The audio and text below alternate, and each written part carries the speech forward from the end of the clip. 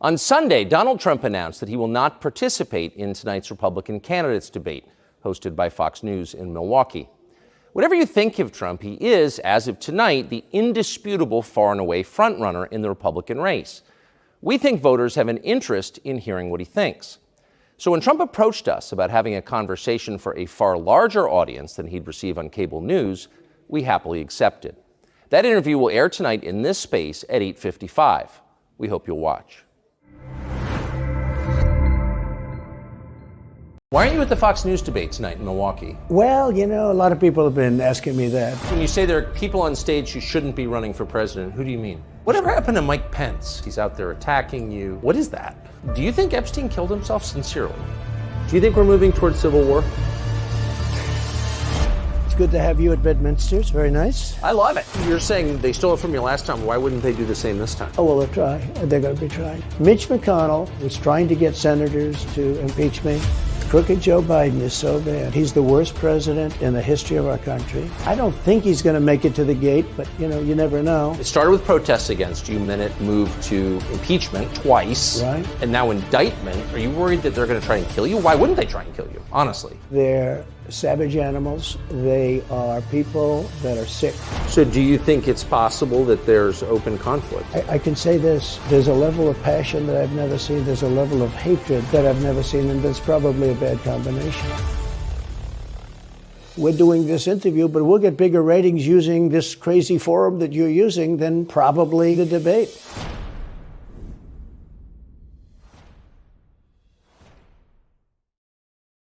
Now, if I didn't know any better, I'd say that you're looking at running for president. Do it. Do it. Look at me. Do it. I will personally write you a campaign check now on behalf of this country, which does not want you to be president, but which badly wants you to run. I am officially running for President of the United States, and we are going to make our country great again. There's not going to be a President Donald Trump. I think that man will be President of the United States right about the time that spaceships come down filled with dinosaurs and red cake. Donald Trump has been saying that he will run for president as a Republican, which is surprising since I just assumed he was running as a joke. Donald Trump will not become president. I continue to believe Mr. Trump will not be president. Donald Trump will never, ever be president. Moderator, but apparently believes that Donald Trump is a clown. President Obama will go down as perhaps the worst president in the history of the United States! Exclamation point at real Donald Trump. Well, at real Donald Trump, at least I will go down as a president. You're never going to be president of the United States by insulting your way to the Let's see, I'm at 42 and you're at... We have a key race alert right now. Donald Trump now has reached the number of delegates needed to clinch the Republican presidential nomination. So right now, Mr. Trump, to answer your call for political honesty, I just want to say you're not going to be president, all right? It's been fun. It's been great. I love you. But come on, buddy. Donald Trump, while we project, will win in Kentucky with its 8 electoral votes, in Indiana with its 11 electoral votes, West Virginia, Oklahoma, Tennessee, Mississippi, South Carolina, Alabama, Kansas with its 6 electoral votes, Nebraska with its 5 electoral votes, and Wyoming with its 3 electoral votes, North Dakota with its 3 electoral votes, and South Dakota, Texas, Arkansas, Louisiana, the state of Montana, Missouri, Ohio, Idaho, North Carolina. I, Donald John Trump, do solemnly swear. Do solemnly swear.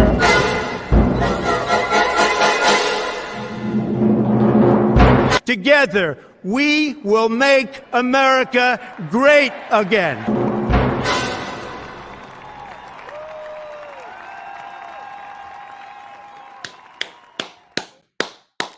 Hello, everyone. Welcome to a very special CobraCast 199. I am your host, D-Day Cobra, and we have a lot to talk about. It is going to be a big night. I see a lot of you in the chat. I see the emojis flying. I see the memberships rolling in. I see the super chats rolling in. And we have the biggest interview of the year. Donald Trump sitting down with Tucker Carlson, counter-programming of the Fox News vice presidential debate for the GOP side, because that's all it really is. And Fox News is losing their minds. We've got a lot to talk about. I'm going to be here for about 20 minutes, having a back and forth with all of you, answering questions, talking to you about everything going on. Then we're going to have Rolo, we're going to have Jay pop in, and we're going to have a live reaction to Tucker Carlson's interview with Donald J. Trump, the 45th president of the United States of America, the greatest president of my lifetime, and the future 47th president of the United States of America. So hello, everyone. How are you doing today? Look, let's jump right into it. This is a clip that Benny Johnson, my good friend Benny Johnson, shared out. And this is Ben Shapiro talking about what Fox News is doing. Fox News has decided. Here we go. Right here. Look at this. Listen. So Fox News actually sent out, believe it or not, a debate guide for the media to cover this thing. They're out of their minds. They're out of their minds. I got to point this out. Okay, so here is what they say. This is nuts. Okay, they say that during the 7-day period described during the debate below, during the time below, meaning 7 days from the date of the debate and on, no media outlet can air more than a total of 3 minutes of excerpts from the debate in any one program, including video and audio. Fox News will not allow people to do full-on reactions to the vice presidential debate. And yes, it is a vice presidential debate. All you're doing is competing for who's going to finish second place. And then if you're worthy enough, Donald Trump might think about considering you. But that's all it is. But that's Fox News has lost it. Trump has broken them. He has broken them. And Brock is breaking my chat with 50 gifted memberships right now. That's right. They're out of their minds. That's totally crazy. They're treating this like a football game or like a baseball game, which is nuts. Okay, that's nuts. This is newsworthy material involving the presidential candidates, the people who are going to represent you at the top levels of American government. And Fox News is saying that you're not allowed to hear from them unless you watch the debate live or unless you're watching Fox News. That's totally crazy. That's totally crazy. It means that when people like me recap the debate and explain to you what happened in the debate last night, Fox News is now threatening to sue people like me if I play you 4 minutes of the debate tomorrow, despite the fact that my show would bring them an extraordinary number of people who are viewers and listeners to them to take a look at their next debate. Like, how the hell is anybody supposed to actually figure out what happened in the debate unless they watched the thing live? I understand they're now trying to telescope all viewership on Fox News to the debate. A Savage Talk, I got to be honest with you, because I know you're saying you're gray because you didn't get the gifted membership. I thought you said something else. And I'm like, Savage Talk, is there something? What happened? When did this happen? But you meant you were gray because you didn't get the gifted membership. I got you, man. I'm sorry. Just when I saw it, I'm like, Savage Talk? What's going on, It's helped, but good luck with this. I mean, just really ridiculous stuff. They say that you can only use the debate or excerpts thereof on the internet by way of the embed video function at foxnews.com video. So that's totally wild stuff. Between the RNC's handling of this debate and Fox News' handling of this debate, I got to tell you, I'm dumbfounded. You wish to actively let people know that your debate is important, and you're doing so by blacking it out essentially from any place that is not Fox News Live. That is a wild thing to do. Truly wild. What Fox is doing right now actually helps Trump, and it helps Tucker, ironically, because by restricting the ability of other people to engage with the newsmaking that they are doing in this debate, this gives a leg up to Trump and Tucker, who are putting all their stuff out for free on X. No shit, Ben. No shit. That's the whole point behind it, Ben. I know, Ben. I know you got a mild case of TDS. I understand that. But Ben, this was the point. Trump, they decided to alienate Trump, and Trump said, if you're going to disrespect me, then I am going to destroy you, because Trump is smarter than them. Trump is far smarter than them. He knows how to play the game. He is a media mastermind. He's a marketing mastermind. So I don't know why this was shocking to Ben Shapiro, that this is obviously going to backfire completely on Fox News. But this is what happens every time they mess with Trump. It backfires. It's literally what he's been doing for the past 6, 7, 8 years in politics now. Come on, Ben. Unicycle peon for $50 over on Rumble for a Rumble rant. They will never let him win, but Trump is the only chance for the Republic. Fox News is compromised, in my opinion. Best wishes, Jeremy and all. Thank you, brother. I appreciate that, and thank you for tuning in over on Rumble. Listen, I understand the concerns about one, is Trump going to win? Can they let him win? They're not going to let him win. I get it.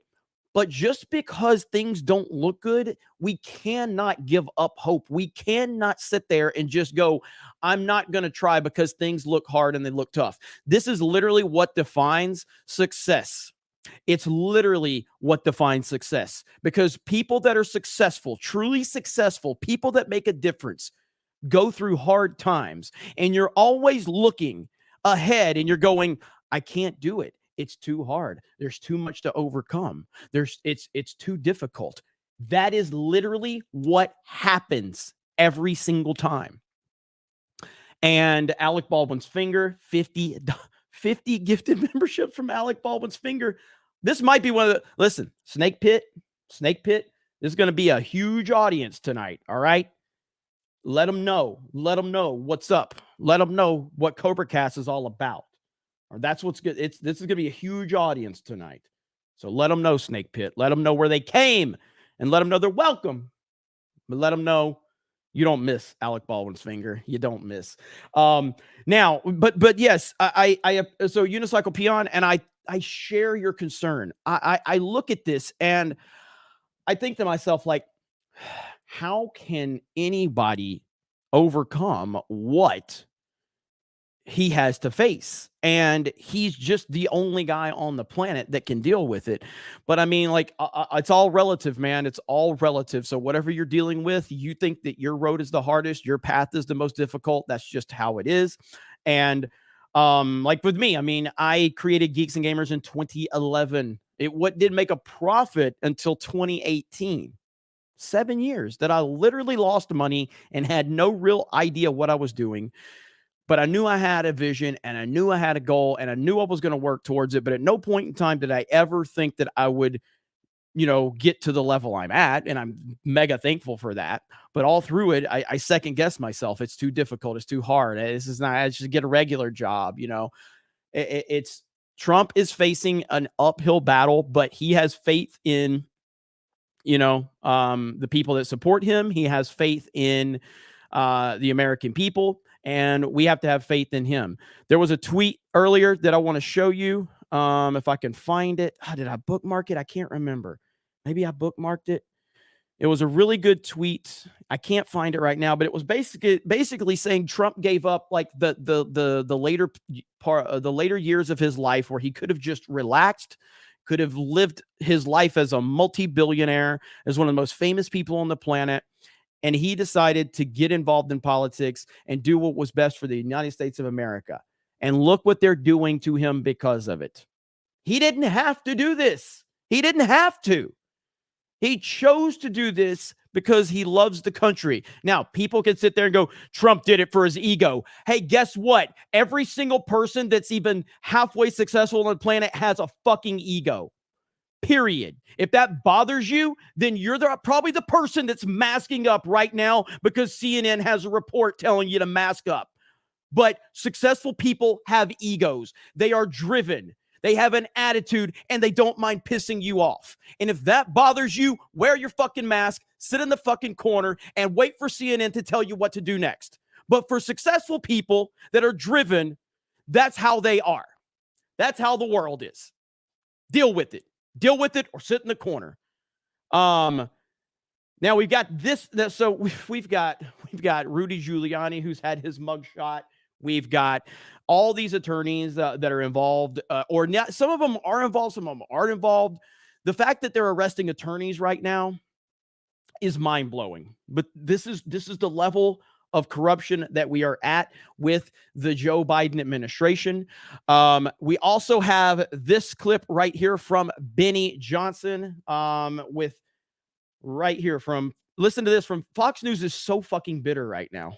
Okay, so this is my question to you is like, has Fox News even mentioned that Donald Trump, don't they have an obligation to their audience to note that Donald Trump is speaking with Tucker tonight? I don't think they've even mentioned that.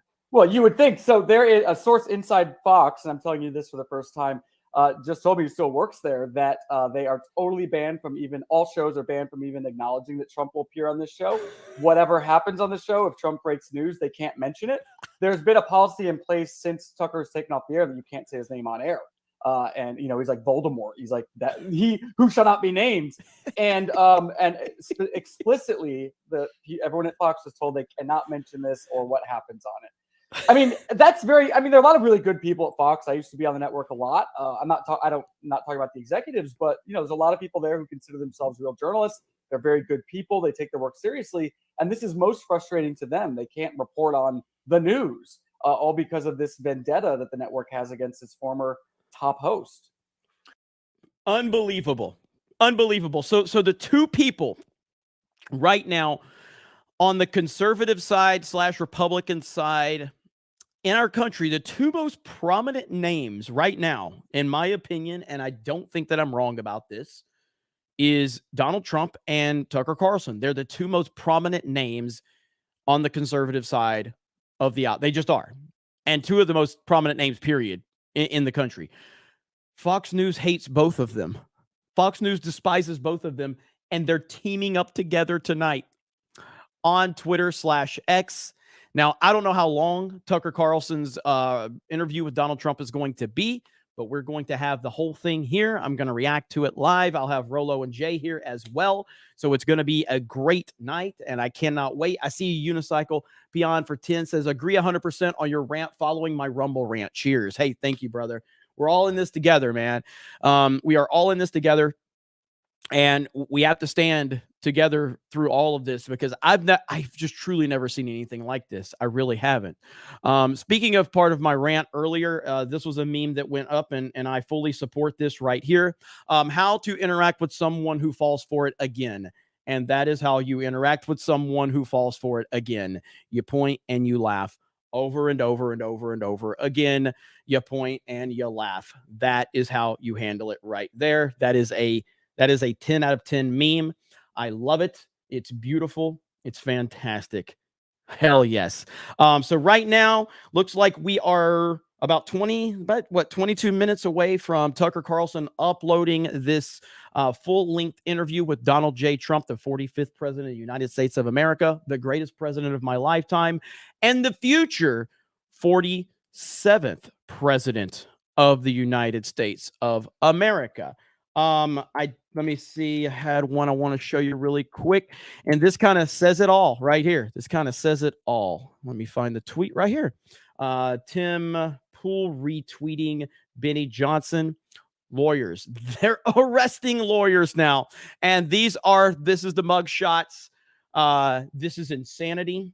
But this is where we are. And as I've said many times, I fail to believe that this disaster this corruption that we are seeing will not go unpunished. I believe it will go. I believe that they will get the punishment they deserve. And I'm talking about the left. I'm talking about the Biden administration. And at this point in time, I believe that Donald Trump's momentum is going to hit a level that they're not fully prepared for. I believe that is going to happen. And there was a comment earlier from Byron Donalds, who was with Don Jr. today. Let me see if I can find it. And I think that Byron Donalds put it as perfectly as you could imagine. He basically said about Trump not being there tonight is a heavyweight doesn't box with lightweights. That's what he said, and it was so perfect that I'm like, yes, that is 100% accurate. The heavyweight champion of the world is in fact Donald J. Trump, and he is not going to get in the ring with a bunch of lightweights tonight. Here is Byron Donalds right here. Process. And I think wholeheartedly, if nobody really breaks out tonight, this thing's kind of done. Like everybody was saying, oh, well, why is the president not debating? And I'm like, well, there's a reason heavyweights don't box middleweights. That's right. It doesn't work. As I said, And the champ doesn't fight the undercard. Yeah, if I'm one of them, you know, and look, I get it. Look, I'm a member of Congress. If I was in their shoes, I will be happy. I would be like, this is my opportunity. This is my moment to shine, yeah. To shine and be able to do that without President Trump being center stage. That's perfectly said from Byron Donalds. Perfectly said. I met Byron Donalds at a restaurant right after Turning Point Action. When I introduced myself to him, before he introduced himself to me, because I clearly knew who he was, I said, hi, how you doing, Mr. Donalds? Should I refer to you as Mr. Future Vice President? He started laughing. My pick is still Carrie Lake for vice president, because I feel like Donald Trump's vice president has to be someone that is unequivocally stood by him through it all. And Carrie Lake has done a good job of that. But Byron Donalds is awesome. I like Byron Donalds a lot. And I think he would be a fantastic choice for vice president. As I continue to say, when it comes down to the Republican field right now, the vice presidential field that will be debating tonight on Fox News in the minor leagues, I'm not comfortable with Donald Trump choosing any of them. I'm not comfortable with Trump choosing any of them, because to me, they don't deserve it, because they're active. I like Vivek is probably the only guy that's done a good job of like trying to run a legitimate campaign that still compliments Donald Trump. But at the end of the day, the way I view it is anyone that continues to run against Donald Trump is running against America. That's how I view it. And for those of you that watch this show a lot, you've heard me say this a few times. I'll repeat it because we have a big audience here tonight. Right now, I think that Vivek should basically, as he's second place now, he's pretty much consistently second place. And I believe he should now stand down after tonight's debate, because I think he'll probably come out of this debate probably looking the best. He should stand down and go, I am pulling out of the Republican field, and I am standing with Donald J. Trump, and I'm calling on all Republicans to stand down and stand against the obvious nominee, Donald J. Trump, because we are not going to allow this political persecution to continue. We are not going to let the left continue. And I think that would set such a tone, and it would set such a standard, and it would show unity. And that's what needs to happen. Do I think it will happen? No. Do I wish it would happen? Yes. But time will tell. But welcome in, everybody. Yeah, I heard that, Beef Supreme. I know. Sounds great, but it won't happen. I know. I 100% know that. Dom H for 50 says, let's go Trump 2024. Steph did a great job with that Geeks and Gamers clip at Universal. It was also nice to be in it for 2 seconds in the background. I saw that, like right when Ryan, was right. I saw you in the background, Dom. I saw you, brother. I saw you. Andy says, whoever gifted me a membership, God bless, or whatever you believe in. Thank you so much, good soul. Yes. So far, over 100 gifted memberships already. The Snake Pit is a very generous place. So if you hang out long enough, it may happen again. But shout out to Alec Baldwin's finger. Shout out to Brock, and shout out to, I know we had a couple of other ones too. I want to give you all shout outs. So give me a minute. Right when I was talking about how generous the Snake Pit was, somebody else came in. There's Very. What's up, Very? Dr. Spike gifted one earlier. RX Firm became a new member. Corn Boy with the member message. Look at you guys, man. You guys are hyped tonight. So we're probably about 15 minutes away from Tucker Carlson's video being on Twitter. As long as there's no issues, we will do a live react right here, right now. Disco Cobra in the house. I typically take a neutral stance on anything political, mostly showing up because I want to support the stream, and I'm curious as to what Trump and Tucker are going to talk about. This next year is going to be crazy indeed at this rate. Yes, it will, Disco Cobra. Yes, it will. Thank you, Disco Cobra. I appreciate you, brother. Hope you're doing well. Hey, 50 from, let's see, J Train M. What's up, man? $50 says scanning in. Intro hits harder tonight for some reason. Also, thumbnails have been fire. I hope someone trips Pooh Bear, aka Chris Christie. Thank you. I appreciate that. Shout out to Donnie Danko, who's been crushing it with the thumbnail game. Donnie Danko's in the chat. Subhuman just dropped 5 gifted memberships. Thank you, Subhuman. TJ just dropped 20 gifted memberships. Thank you. You know what? I watch a lot of streams with a lot of different big audiences. I guarantee you, because we're basically double numbers than we normally have. I bet you people are like, man, this chat is generous. Yes, they are. It's the best chat on the internet, and it's not even close. It's not even close. Look at there. 5 more just came by. Who was that? It's the best chat on the internet. It's not even close. SC Loki for 5 gifted memberships. Thank you. So yeah, best chat. That's right. I saw you. I saw that comment go by. I read the comment. I read the super chats. We love interacting with you. We appreciate you being here. And it's going to be a wild night. It's going to be a wild night, to say the least. Fox News has officially gone crazy. There's no doubt about that. Fox News doesn't want anyone reacting to their vice presidential debate tonight. So of course, no one was going to watch it anyway. I kind of feel like that was their way of basically their ratings are going to be bad, and I think they know that. And I wonder if that was them kind of preemptively getting ahead of it and going, hey, if we just cut off our legs out from up under us to begin with, at least we can use that as an excuse. It was a bad, decision, a bad business move to shut everyone out. I think that's probably what they're doing. That's what I think. So we've got 3,000 people here. We've got a great audience on Rumble. I'll show you again the teaser that Tucker Carlson released earlier. This is the teaser for what we're getting ready to watch right here. Why aren't you at the Fox News debate tonight in Milwaukee? Well, a lot of people have been asking me that. When you say there are people on stage who shouldn't be running for president, who do you mean? Whatever happened to Mike Pence? He's out there attacking you. What is that? Do you think Epstein killed himself sincerely? Do you think we're moving towards civil war? Good to have you at Bedminster. It's very nice. I love it. You're saying they stole it from you last time. Why wouldn't they do the same this time? Oh, well, they'll try. They're going to be trying. Mitch McConnell was trying to get senators to impeach me. Crooked Joe Biden is so bad. He's the worst president in the history of our country. I don't think he's going to make it to the gate, but, you never know. It started with protests against you, then it moved to impeachment twice. Right. And now indictment. Are you worried that they're going to try and kill you? Why wouldn't they try and kill you, honestly? They're savage animals. They are people that are sick. So do you think it's possible that there's open conflict? I can say this. There's a level of passion that I've never seen. There's a level of hatred that I've never seen, and that's probably a bad combination.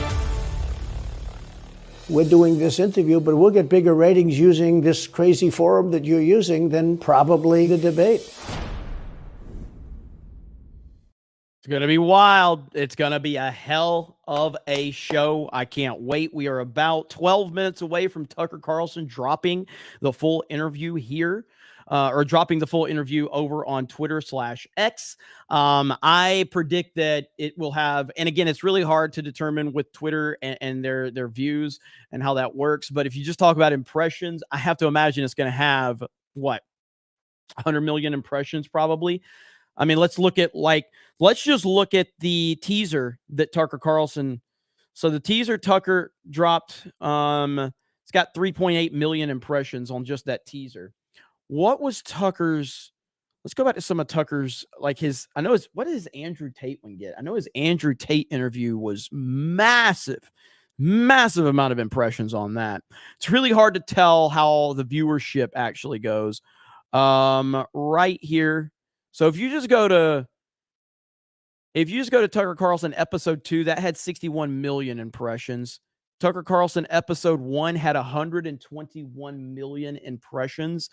Tate, let me go find the Tate interview, because I know the Tate interview was insane on those numbers.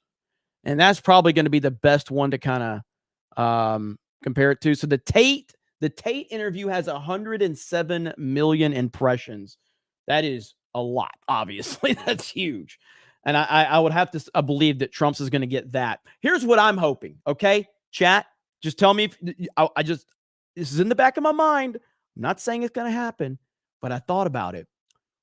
What if Trump comes back tonight to Twitter and retweets Tucker Carlson's tweet? Bro, that's all he does. He just tweets like enjoy or MAGA. You know what I mean? Like, whoa. What if he does that? I'm just saying. What if Trump comes back to Twitter tonight and retweets Tucker Carlson? That would be huge. Rolo and Jay will be joining us momentarily. And buffering, what's buffering? My camera's been, Krista, has my camera been a little weird?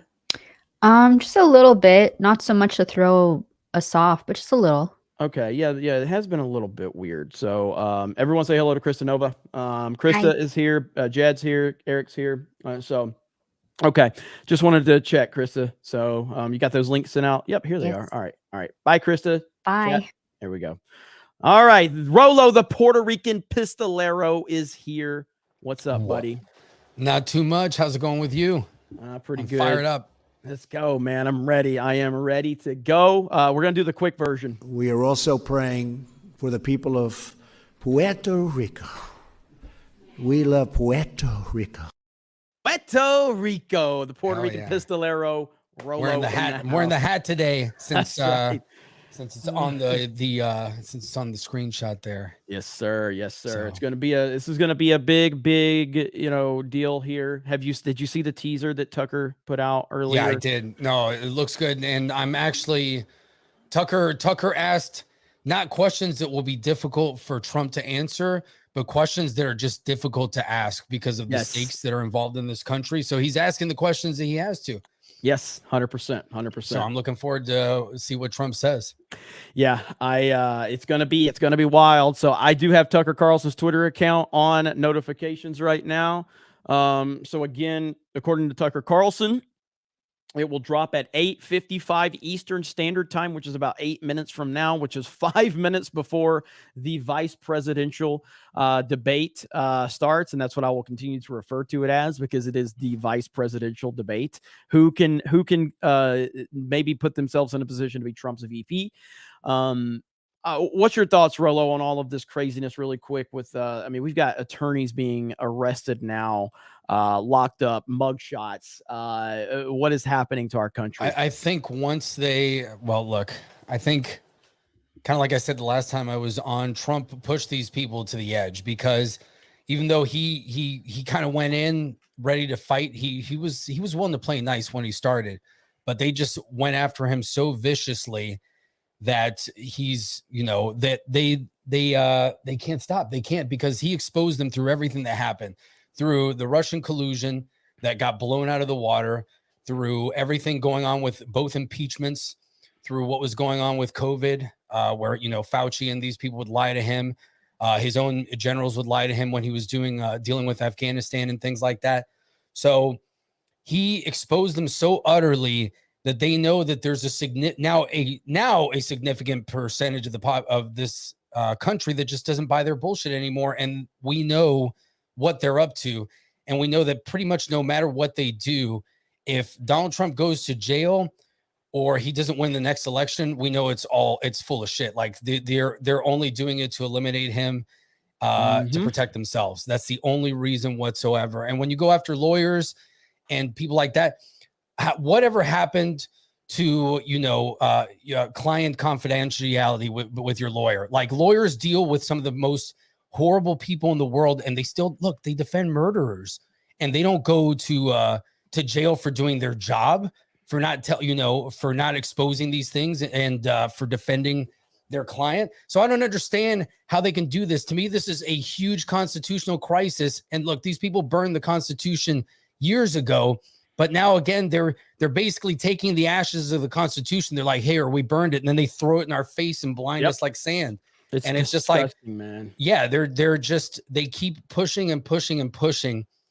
And again, I don't know if keep that chat flying. I want this chat to go. Yeah, I don't know 1,000 miles an hour. Go ahead. I don't know if ultimately, I think they want to provoke somebody, but I think once they do, it's going to be a snowball. I think that they are trying to scare people, and as they see more and more fearlessness, not from just Trump, but from his supporters and, the American people, that's going to make them even more desperate, because they know that there is nothing they can do.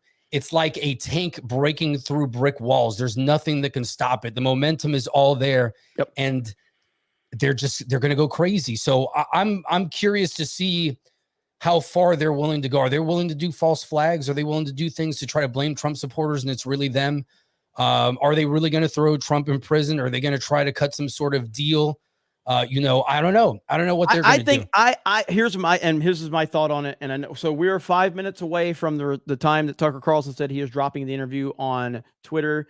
As soon as he does that, I will pull it up. We're gonna shut up and we're gonna just watch it, and we'll react at times. But you guys know, you've seen me react to long form stuff before. We'll try to let the people hear it. Obviously, I'm gonna have to add some transformative element to it, but just keep that in mind. But my whole thought process on this has been, they believed that Ron DeSantis was going to be more competitive with Trump at this stage in the game. They felt that this was going to be a real competition between Ron DeSantis and Donald Trump. And I believe that the powers that be went to Ron DeSantis and basically said, you need to abandon Trump because he's fucked. And all these legal battles are going to bog him down, and the path for you is going to be wide open. And Ron DeSantis, being the manipulative piece of shit that he is, said, well, yeah, hell yeah, that's exactly what I'm going to do. I got all the momentum in the world. Trump already helped me. I already got everything I need out of Trump. And so they felt that at this point in time, once they start laying indictment after indictment after indictment, bogging Trump down, they thought, oh, well, at that point, DeSantis will start creeping ahead. They had no clue that Trump was going to be annihilating Ron DeSantis at this stage in the game. And every time you indict him, he gets even stronger. So this is all backfired on them. And I got this clip from Bakari Sellers from a few days ago. This is what clown Bakari Sellers had to say. Listen to this. And just for the record, Donald Trump's counter programming is horrible. I don't think anybody's going to be watching Tucker Carlson on Twitter or X or whatever it's called now. And I don't think anybody's going to be responsive to his quote unquote counter program. Yeah. Okay, Bakari. Yeah. What a clown. What a clown. Holy shit, man. Are you kidding me? Yeah, he's totally insane because, well, look, I mean, you read what Fox was doing with the debate earlier. So you're telling me that not only do you think, because by saying that nobody's going to watch this, you're implying that people are going to watch the GOP debate instead. Not only is this going to wipe the floor of the GOP debate, but guess what? Unlike Fox News, Tucker's not going to care if you clip it out. So it's going to gain even more and more traction from people that aren't going to watch the entire thing. They're going to watch the clips. They're going to go for the questions that they want to know about. And that's just going to spread it even further.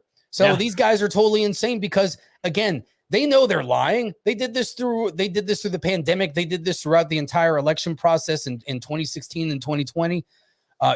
They lie about things. You see it in the intro video. They're like, Trump's never going to win. He has no chance whatsoever. And so part of it is they're trying to delude themselves because at the end of the day, these people live in bubbles. So after a while, they start drinking their own Kool-Aid and they believe some of the peons in the media believe this bullshit. Yep, 100%, 100%. And I see you guys tweeting out this link, so thank you so much. I appreciate it. We are now 2 minutes away from the reported time that Tucker Carlson says he will be uploading the full interview of him, Donald Trump, over on Twitter/X. I see that umbrella guy in the chat. What's up, Tug? Appreciate you being here. This chat is moving 1,000,000 miles an hour, and I want to see it moving 1,000,001. Drop those emojis. Tons of gifted memberships have been thrown out there. I appreciate you guys. All super chats will be read. I can't say I'll get to as many as I can tonight. We still have a Battlefront 2 stream over on the Main Geeks and Gamers channel tonight. We will be doing that because we said we were. So a lot of balancing right now, but all will be done. We should be about a minute away now. So we'll see as soon as Tucker Carlson uploads it. Is he going to break X? Is X going to break again? I know. Well, I already told Jed backstage to download the video as soon as it goes up. So that way, if it starts buffering or if Twitter starts crashing, and again, I hope and I pray that Trump tweets it out. My God, dude. Oh, it would be pretty awesome. It'd be the greatest thing ever if Trump just tweets this interview, just retweets it with like your favorite president is back or MAGA or something like that. That's all he's got to do. What's up, Meme TV? That can become like the most viewed and retweeted quote tweeted tweet. Retweeted and quote tweeted tweet if he does that. Mean TV says Rolo is based respect. Thank Hell you. Yes, Rolo's good people. I don't see. I've got my notifications on, so we are waiting right now. The anticipation is everybody's getting hyped. We got 6,000 people watching the stream. Can we get to 10K? I think we can get to 10K tonight. And again, subscribe to the channel if you're new. My name is Jeremy D-Day Cobra, and I'm a Trump supporter, and I don't apologize for it, and I don't give a shit. Tucker just tweeted. Whoa! Tucker just tweeted. Let's Here go. we go. Here we go, ladies and gentlemen. Here we go. Tucker just tweeted, and Jay is here. Hello, Jay. Drunk 3 POs in the house. Let's go. It's debate night, but we're not in Milwaukee.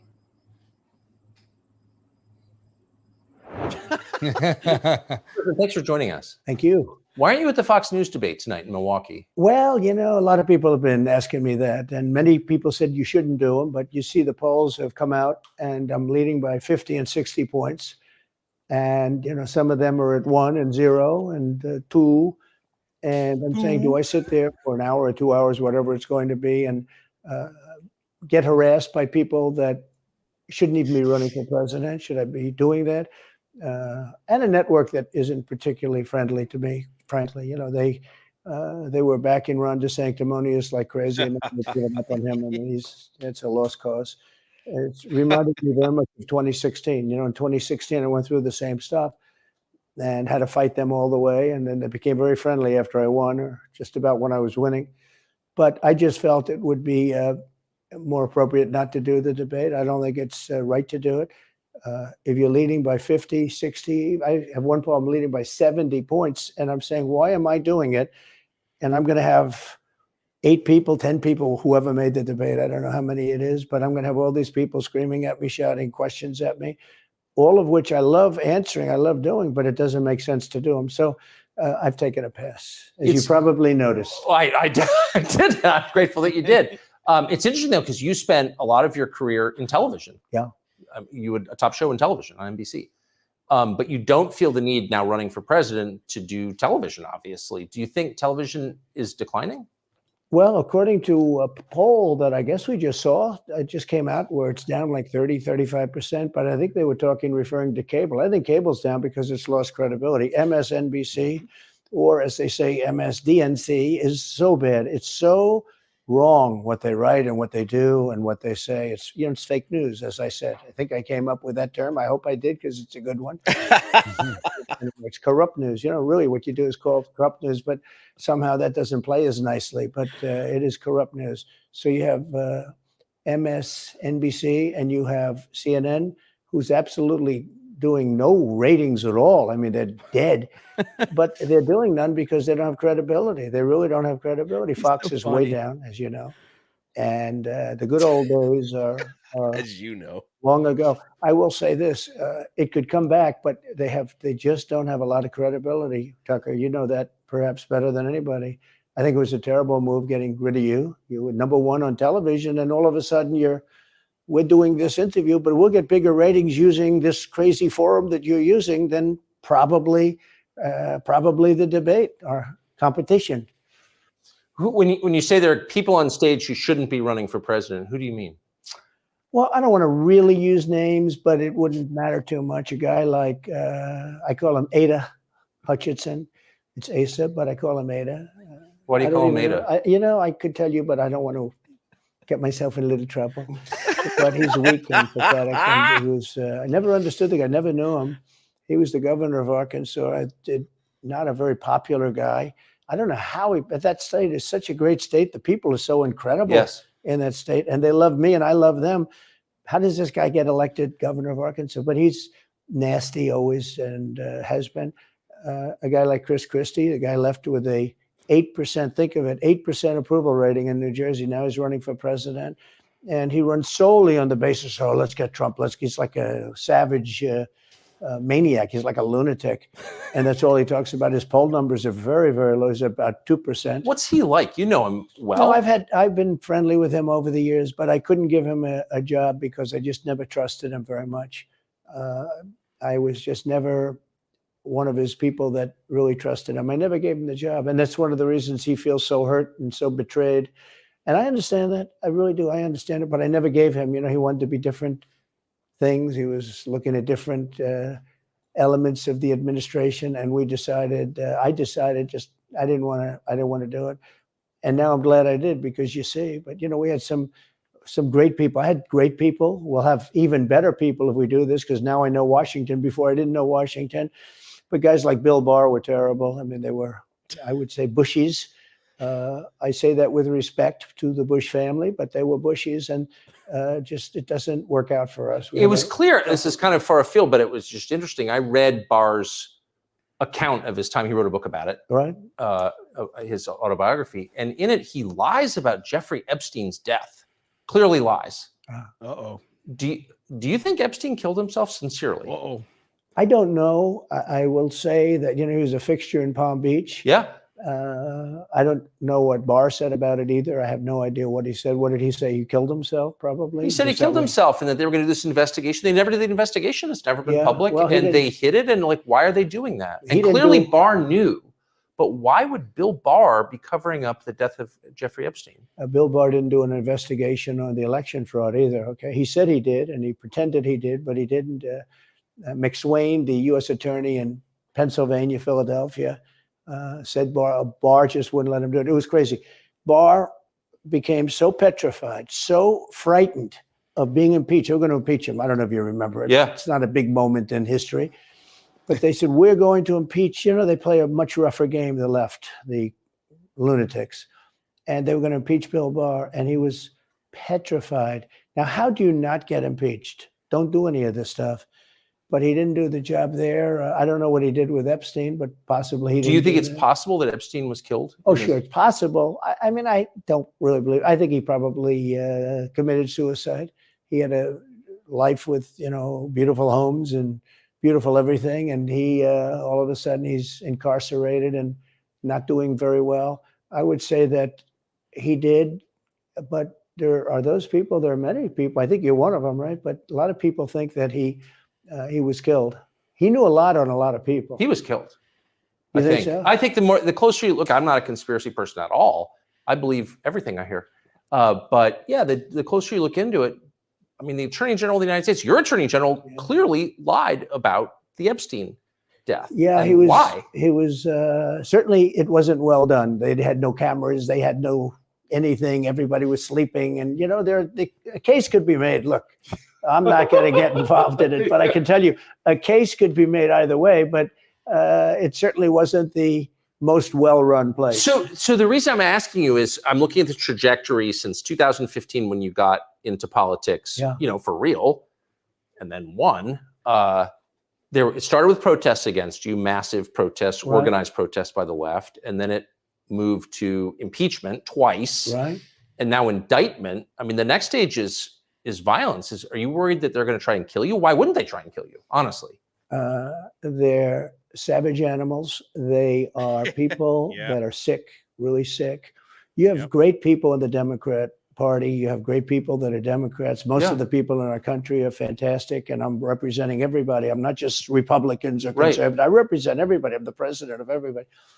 But I've seen what they do. I've seen the lengths that they go to when they make up the Russia. When that's exposed and they go down, and Barr should have gone after them, and other people should have gone after. And they did very late, because the Durham report came out. It was fairly good. It could have been a lot tougher, I guess, but it was fairly good. But I see you guys are saying that the vice presidential debate is starting. I just have to pause it for a few. We've got to give some transformative to this. But thank you for tuning in. Gave got 16,000 people watching. Appreciate it. 17,000, baby. So, come on, we will. boss. But we're not gonna pause this a lot and interrupt it. You're here to listen to the great President Trump and Tucker Carlson. We understand that. Just want to let you know that you can find this full interview on Tucker Carlson's Twitter account.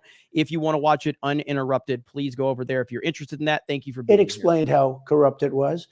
I'll tell you who did a great job was the Inspector General Horowitz. He did a phenomenal report. You didn't have to go to do it. He did it on Comey and on, I guess, McCabe and some others. And it was a vicious, it was basically a true report, how bad they are.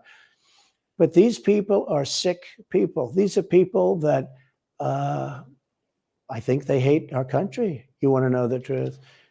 when you see open borders, when you see these policies that they have, and so many other things, it's so sad to see. You know, we have a country that's very fragile right now. I've never seen. I will say, look, I ran in 16, which was 15, but I ran in 16, election in 16, and there was tremendous spirit. In 20, there was even more spirit. We got millions and millions more votes. You know, it wasn't even a contest. People said, well, what'd you think of 20? I said, we did much better. We did. You got to base it on the number of votes. We got many more votes in 20 than we did in 16.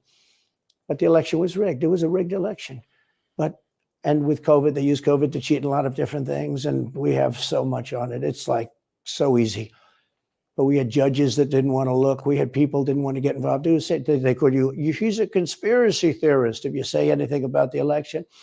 But I have never seen spirit like there is right now. Even coming down here, just the people on the road that are just absolutely going crazy. And the reason is, I think they like me, and I know they love my policies. I hope they like me too. You know, a lot of people say they don't like me, but they like my policies. I think they like me. We love you, President Trump. I have never seen spirit like it is right now. And the reason is because crooked Joe Biden is so bad. He's the worst president in the history of our country. I don't think he's going to make it to the gate, but, you know, you never know.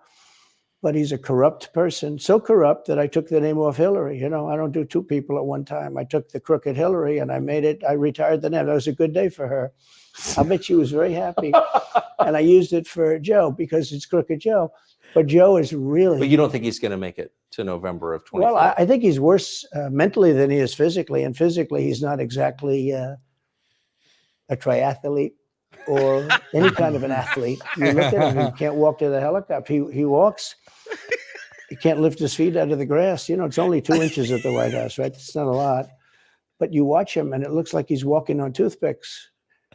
So, and then you see him on the beach where he can't lift a chair. You know, those chairs are meant to be light, right? They're like 2 ounces. You lift them up. He can't lift the chair. He can't walk to the chair. And I don't know what they're doing with the beach. You know, this beach is seeming to play a big role, but they love pictures of him on the beach. I think he looks terrible on the beach. He looks terrible on the beach. Skinny legs. Well, he can't walk through the sand. You know, sand is not that easy to walk through. But when he walks through it, he can't walk through the sand. And there's somebody in there that thinks he looks fabulous at the beach. I think he looks horrible at the beach. Plus, the beach doesn't represent what the president's supposed to be doing. He's supposed to be working.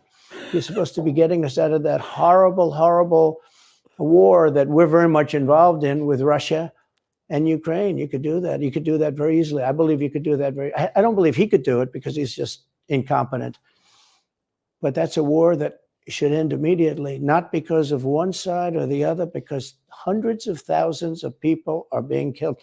Can you imagine you're in an apartment house and rockets are going into that building and blowing it up and knocking it down? And why should anybody, human beings, whether they're Russian or Ukrainian or whatever they are, it's got to be stopped. And it can be stopped very easily. It would have never started. If I were president, it would have never started. 20K. So back to Biden, I'm interested. So you think he's failing? He obviously is failing. I think it's clear to everybody. But that would make Kamala Harris the candidate? Well, not really. I mean, I guess they'd have maybe a free-for-all. A lot of people say she has to remain for certain reasons, the candidate. She has to. I don't think that's true, actually. I don't think that other people would stand for it. She has some bad moments. Her moments are almost as bad as his. I think his are worse, actually. Yeah. But she seems pretty senile, too. She speaks in rhyme. You know? It's weird. It's weird. But she has bad moments. And in rhyme? Well, the way she talks, the bus will go here and then the bus will go there because that's what buses do. And it's weird. The whole thing is weird. This is not a president of the United States future. And I think they probably have some kind of a primary and other people will get involved. There's going to be so many memes coming from this interview. Everybody's going to be talking about this interview tomorrow. Nobody's going to be talking about the Fox News vice presidential debate. They're going to be talking about Trump and Tucker Carlson. Again, if you're looking for the full interview, Tucker Carlson, it's over on his Twitter account. We appreciate you guys being here. Amazing crowd. Huge shout out to D-Day Cobra. 20K, baby. Let's do 20,000 this. people are here. But you're not here to hear me right now. But here's what we're going to do. I have full commentary afterwards. Full commentary, full breakdown, giving my opinions, giving our opinions. All I got to say, Trump 2024 or nothing. That's all that matters. Newsom, right? I mean, could be. I mean, you know, I always got along well with him, believe it or not. But could be him, could be somebody else.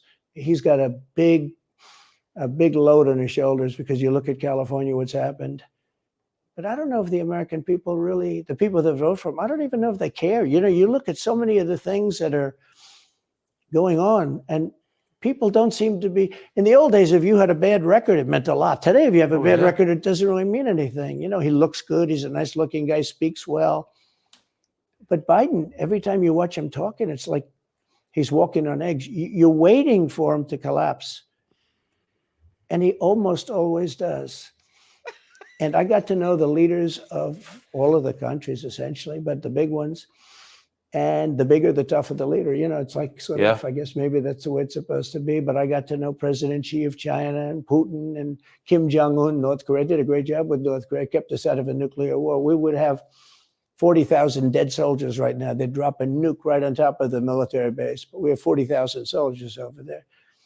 And I did great. I got along with him great. It's a good, that's a positive. You know, the press said, he said nice things about Kim Jong-un. I also said horrible things at the beginning. Horrible enough that he wanted to talk. And we talked, and we met in Singapore. We met actually twice. And we had unbelievable meetings. I know him very well. We were in great shape with him.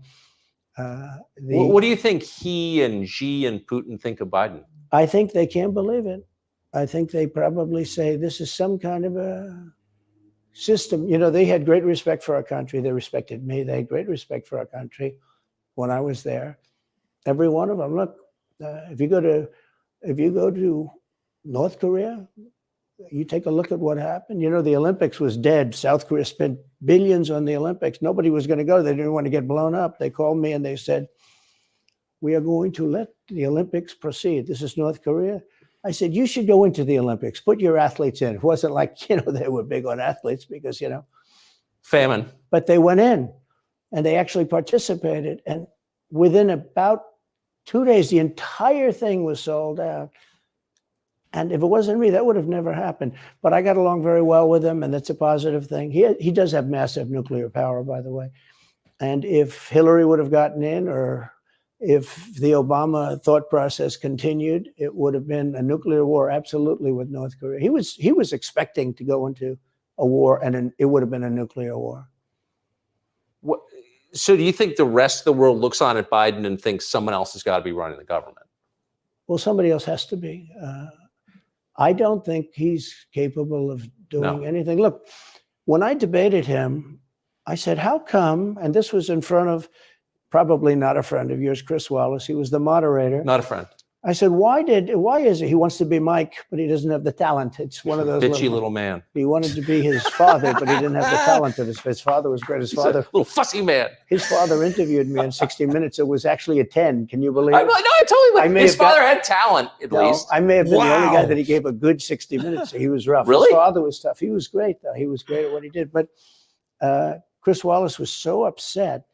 He was guarding this guy who wouldn't do a show, by the way. You know, he wouldn't do. I figured I didn't mind Chris Wallace because Biden wouldn't do a show. And it was very obvious. You know, he kept asking him and asking, but he wouldn't do the show. So I figured he's got to like me. But he came from a different planet.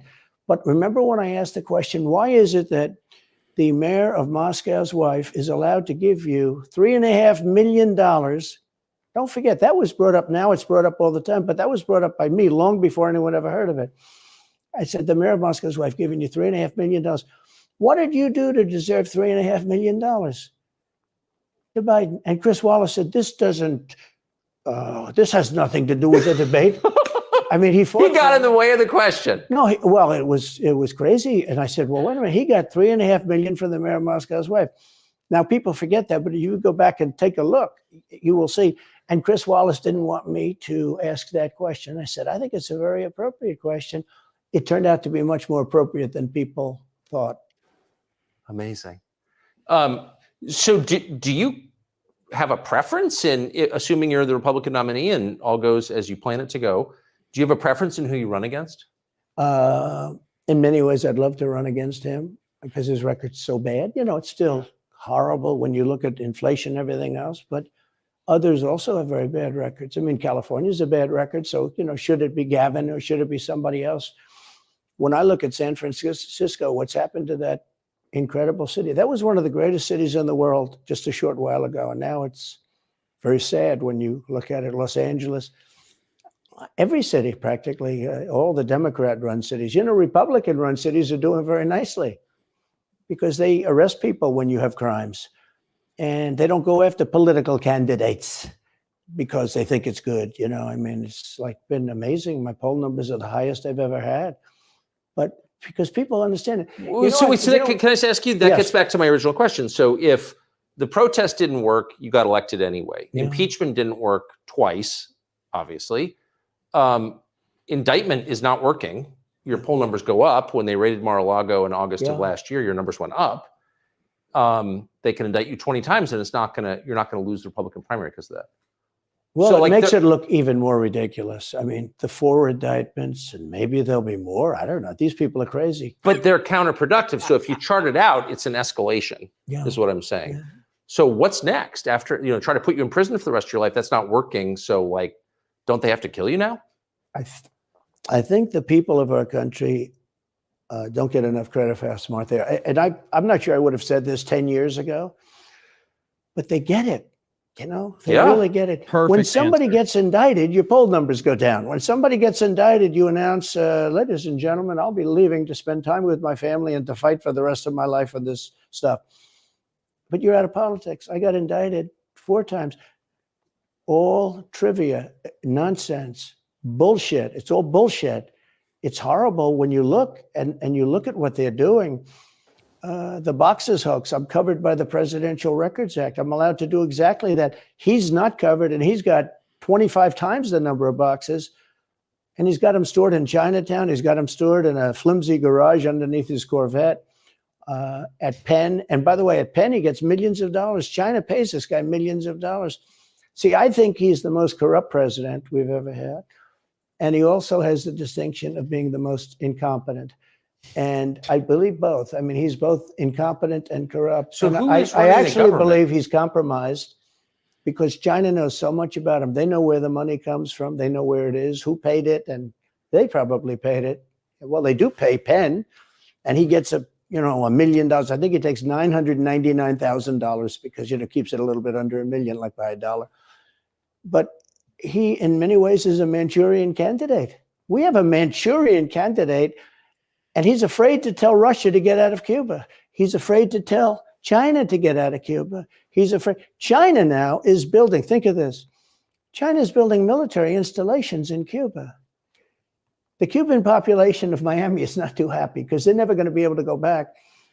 And you don't even hear about it. And the worst culprit is the press, the media, because normally, when I first heard that China is building installations in Cuba, and installations means military installations. Okay, they said just some communication. They did that on the islands with Japan. They took the island, they started this massive construction, and they told everybody, including the Japanese have to be very careful. They told everybody that this is a housing development. They're going to build a housing development. And I said, how come the runway is 20,000 feet long? Private jets need 4,000 feet. They don't need 20,000 feet. The big ones need 20,000 feet. They don't even need 20.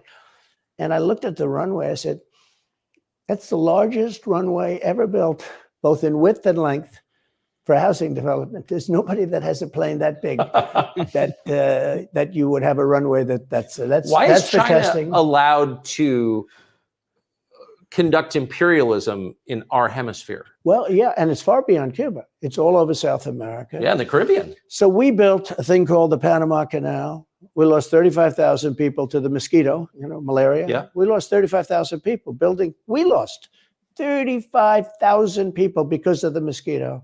Vicious. They had to build under nets. It was one of the true great wonders of the world. As he said, one of the 9 wonders of the world. No, it was one of the 7. It happened a little while ago, Says 9 wonders of the world. You could make 9 wonders. He would have been better off if he stuck with the 9 and just said, yeah, I think it's 9. But this is one of the true 7 wonders of the world. And you take a look at the Panama Canal. It was such an incredible engineering marvel. We sold it under Jimmy Carter. We sold it to Panama for $1. The following day, they quadrupled the amount of money that ships had to pay to get across. They didn't lose one ship. And now they've made it much bigger, and now they've widened it. They've doubled it, right? They've more than doubled it. And it's one of the most profitable things. Any time it's just incredible, right? We gave it away for $1. China now controls it. They actually control the Panama Canal. They run it, they control it. And we shouldn't let that happen. And we can't let China be in Cuba. And they'll get out. If I'm president, they'll get out. Because I had a very good relationship with President Xi, but he respected this country. He respected me. And he'll get out. And we can't let them run the Panama Canal. We built the Panama Canal. Should have never been given to Panama. We should have had it. But we gave it for $1. Think of it. They quadrupled. In one day, they lifted the fees, which are, pretty big for these massive ships to go through, right? Rather than going around the Cape and through all the tremendous storms, such beauty, when it's beautiful stuff. But you didn't want to get caught in those storms. Those were storms that wiped out the biggest ships. And we go through the Panama Canal, we built it, and we gave it away for $1. Think of that. How stupid are we? We have done the stupidest things in this country. And now we have a president that can't put 2 sentences together, can't speak, can't walk, can't talk. I don't think he gets to the starting gate, but these people do miracles. I mean, he ran out of his basement, and you got away with that one because of COVID, so he sort of got away with it. They cheated on the election. But you have people that are very smart, but they're fascists and they're radical left lunatics, and they're destroying our country with the all-electric cars and the windmills all over the place, which, by the way, don't work. And they're most of them made in China. For the most part, they're made in China. Germany a little bit, but China. But you look at what's happening to our country, even no voter ID. I mean, why don't they want voter ID? There's only one reason they don't want voter ID, because they want to cheat. I mean, who doesn't want? Yes. The Democrat convention, the last one, they had voter ID that was this big. It looked like a prison card, this big on their chest. You walked in, they had your picture, your this, your fingerprint. They had everything. The most incredible voter ID I've ever seen. That was to get into the Democrat National Convention. But to get into vote, if you buy groceries, if you buy practically anything now, you have ID on a card, credit cards or otherwise.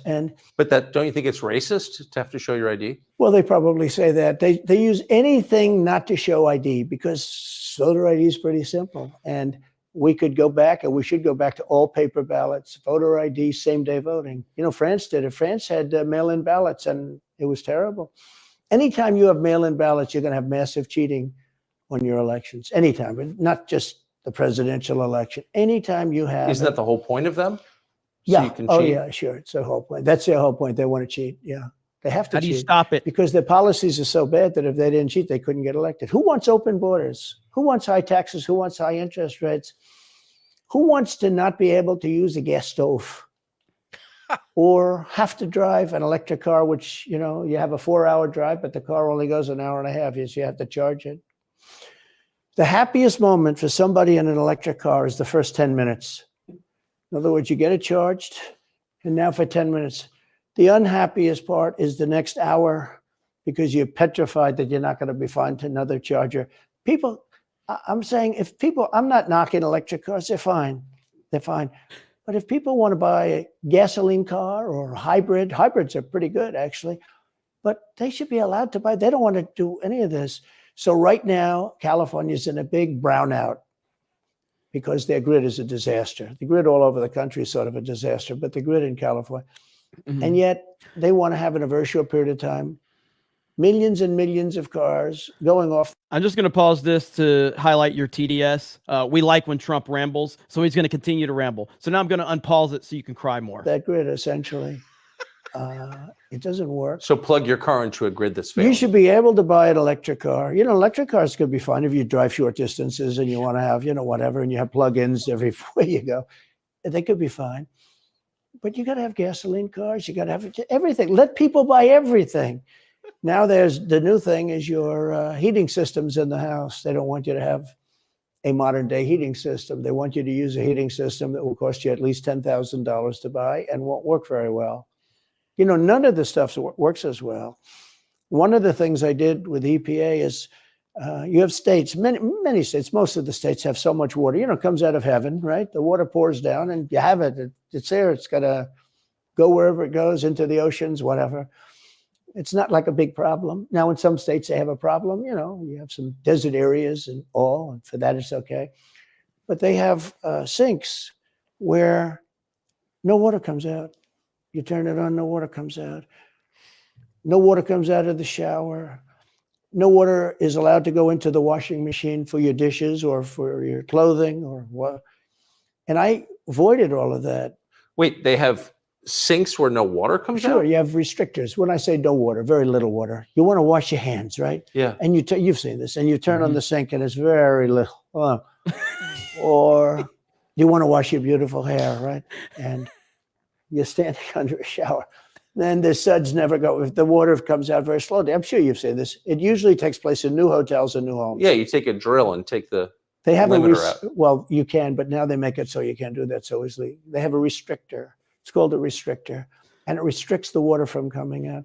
So I ended all of that, and you have to see these. They let the water come out. You know what people do? They wash their hands like 5 times longer, or in the washing machine, they'll press for their, let's say the dishwasher.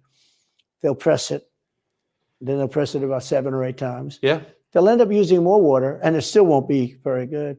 I met with the head of Whirlpool. They were practically going out of business during my administration. And they said to me, from Ohio, incredible, great state. I love Ohio. And they were really doing badly because people were dumping washing machines all over, mostly from South Korea, but also from China. And he was explaining it's just a terrible situation. I said, let me ask you, how's the quality? He says, we're better, but they are good enough quality. But, you know, of course he's going to say that, but, you know, they are better. He said, but they don't allow us. They're dumping these machines. They're cutting us in half. They're killing us. And on top of it, the government won't let us use water in our machines. I mean, he shows me like a quarter of a bottle of water.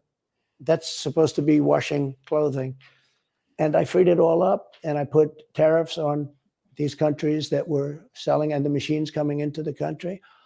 And that company went from all the washing machine companies, they make washing machines, they make dryers, they make all of the different machines that do this kind of work, including dishwashers.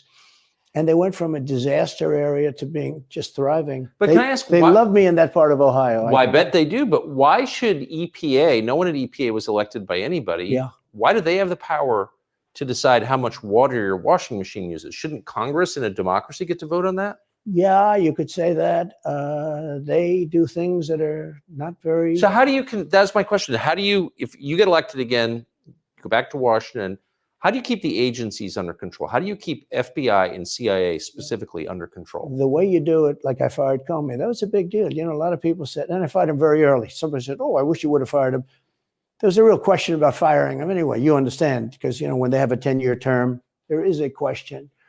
I fired Comey. That was a great thing. If I didn't fire Comey, maybe I wouldn't be talking to you, or I'd be talking to you about real estate or something else other than politics, right? That was a coup, in my opinion. That was a very sick deal. That was the insurance policy. You remember the insurance policy? Oh, she's going to win, darling. She's going to win. But just in case she doesn't, we have an insurance policy. An insurance policy was what they were doing. And we caught them with that. That was a very important tweet or whatever it was, text. It was a big deal. That was a big deal. The insurance policy. She's going to win 100 million to 1. That's not good odds. At least they gave me 1, right? 100 million to 1. But just in case she doesn't win, we have an insurance policy. And everybody said, that's strange. That's strange. But we caught all that because I fired Comey. Because when I fired Comey, it was like throwing a rock into a hornet's nest, into a nest of bees, and the place went crazy. So when you were president, are you confident that you knew everything, say, CIA was doing around the world? No, I'm not. It's a very interesting group of people. I had very good relationships, I thought, but I was a little surprised when I got out that, things go on. Look, it's what were you surprised by? I was surprised. I think at some of the people. I was surprised that there was. I had a group of people. Look, we killed many using the CIA. I have to say this: very bad actors. We were very good at it. You look at Soleimani. You look at al-Baghdadi. Bigger than Osama bin Laden. I mean, Osama bin Laden, but al-Baghdadi did ISIS, and he was rebuilding ISIS very strongly. And that was the CIA that did that. That was really us that did that. Yeah. That was really us that did that. And Soleimani was us that did that, not so much CIA. But we did some very good work with the CIA. But I started, when I looked at the 51 intelligence agents saying that was the laptop from hell was Russia disinformation, when I took a look at that, I said, that's a horrible thing. They knew it wasn't. They knew it was not. And by the way, you're talking about cheating on the election. McLaughlin and Fabrizio, great pollsters, they said a thing like that plus other things meant anywhere from 10 to 17% of the vote would change. Whatever happened to Mike Pence? You've always been nice to Pence. I've never heard you criticize Pence. You've defended him in public many, many times. He's out there attacking you. What is that? So Mike wants to run for president. You got to understand, in my opinion, Mike Pence had the absolute right to send the votes back to the legislature. Yes, he did. The Democrats and everybody said, you don't have the right. In other words, what I said, is he a human conveyor belt? You mean if he finds fraud in Pennsylvania, in Georgia, in any of these states, Arizona, he has to send them to Mitch McConnell, right? That's right, sir. Well, if he finds fraud, he has to? Yes, sir. I said, so he's a conveyor belt. Boom, put him in. I said, I don't agree with that. And we had some lawyers, not all, we had some lawyers that said, no, you do have the right to send them back to the legislatures to be rechecked. Because if you looked at what went on in Wisconsin, who, by the way, now agree with me, Wisconsin has been virtually, other than the fact they're not allowed to do anything statutorily, but Wisconsin has been, what they found is incredible. We won Wisconsin. But Mike Pence had the right, in my opinion, to send him back. Do you ever talk to him now? No, I haven't spoken to him in a long time. I was very disappointed in him. I didn't want to do what Thomas Jefferson did. Thomas Jefferson, it was Georgia. And it was, hear ye, hear ye, the great state of Georgia is not capable or allowed to tabulate their votes. And Thomas Jefferson, who was the vice president, said, is Georgia sure that they cannot tabulate their votes? Georgia is sure. He didn't send them back and have them redo it. He said, we will keep the votes of the great state of Georgia for Thomas Jefferson and his president. I didn't ask him for that. Could have done that too, but I didn't. I thought that would be turmoil. I asked him to send him back to his legislature, to the legislatures, in Wisconsin, let's say. But why didn't he? You'd worked together for 4 years. You're the president. He's VP. You say you're aligned on everything. I think he got very bad advice. I really do. Now, let me tell you what happened. I sat there with a few people. I think his lawyer was in the room too. His lawyer was very much against it. There were other lawyers that felt you could do it. It was one of those things. I think you could have done it. I think you can always do something if you see fraud or if you see problems. But it's very interesting. So after the election was over, the rhinos got together with the Democrats and they redid the election, so you couldn't do it anymore. So then I called the people. I said, so in other words, you're saying I was right. You could do it. Yes, you could do it. In other words, they took the Voting Act and they redid it so the vice president no longer has the power to do what I said he could do. So when that happened, I said, wow. And you'd look some of these Democrats in the eye and they say, he has absolutely no right to do it. And immediately after the election, they met rhinos, could name them all, and Democrats, and they approved legislation that takes away the right of the vice president to do it. So I said, so you're saying I was right. The vice president did have the right to do it. And they said, yes, he did. So if you're saying they stole it from you last time, why wouldn't they do the same this time? Oh, well, they'll try. They're going to be trying, yeah. And not only me, Look, DeSantis is out. I think he's gone. So he was at a level. People have figured him out. He's gone. But if somebody else got in, other than me, they'll go at him just as viciously as they did me. These people are sick. They will go after them. And a lot of people say they won't be able to hold up. I do get credit for holding up quite well, I must tell you. I think it's... How do you do that? How do you get indicted, every week and stay cheerful? I think it's a lot easier because I'm so high in the polls, because it means the people get it. The people see it's a fraud. The people see it, like this horrible district attorney from just a little while ago, from essentially Atlanta, that's Fulton County.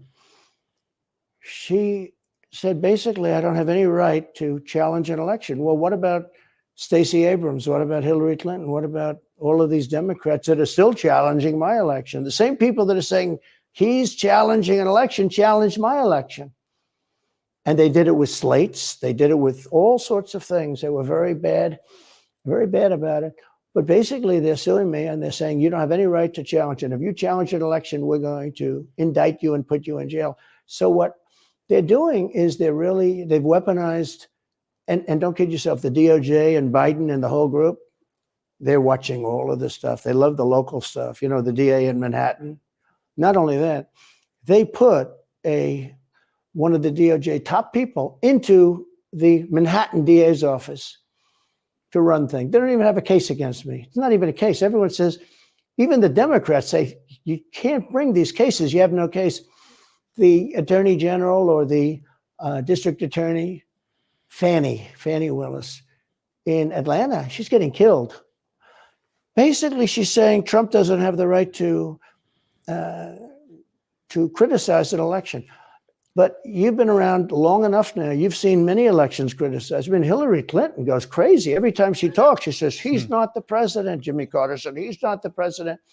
Well, I am the president. Hillary Clinton called me, by the way, at 3:02 in the morning to congratulate me the night of the election. Did her voice crack? Well, her voice was, it's very different, I will say. I won't get into that. But what do you mean? Her voice was very different. Don't forget, they were all celebrating at 5 o'clock in the afternoon. And I came home and I said, I think we won. I felt we won because the rallies are so big. We'd go to Wisconsin and we'd go to Georgia. We'd go to different states. In Michigan, we'd have rallies. In Pennsylvania, we had 58,000 people in Butler. And I said, how are we losing this? How do you have a rally where you have from 50 to 100,000 people, many of them? I did 7 a day for a couple of days. That's a lot. That's a lot. These are big rallies too. And I didn't hold back. I didn't say, let's make them let's do abbreviations, right? But they challenged the stuff. Yeah. Hillary called me up and conceded. Now, the word is that Obama said you have to do that. But she called up and totally conceded. But now, every time you see her on television, she's saying she's challenging the election.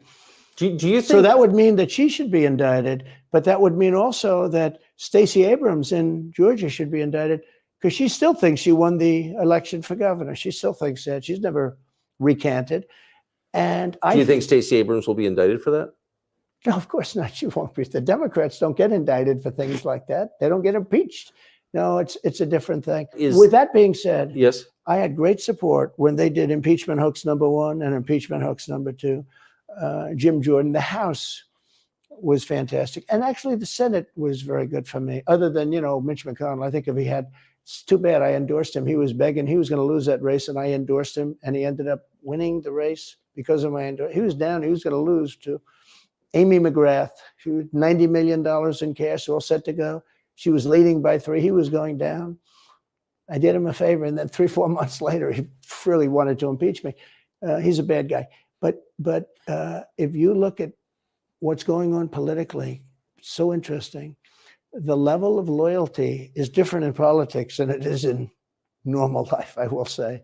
With that being said, I've had great loyalty also.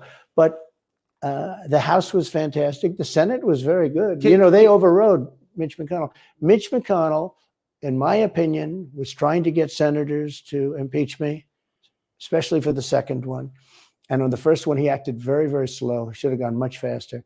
But Mitch McConnell wanted to, and the senators went up to guys that are subservient to him because he gives money. You know, he gives them money. He gives them a lot of money. He raises some money and he gives it to them, and therefore they do what he said. That's the only form of leadership he's got. So last question, if you're elected president again, what's your number one priority? When you ran last time, you said, I will build a wall. This time, your bottom line top promise to the country. So you can do numerous things at the same time. Of course. But let's say number one is a border and taking hundreds of thousands of criminals that have been allowed into our country and getting them out and bringing them back to their country, Guatemala. By the way, not only the 4 countries that we think of as neighbors, all over the world. Last month, we had 149 countries represented. Think of it. We had 149 countries represented, Tucker, from places that many people never even heard of, coming into our country.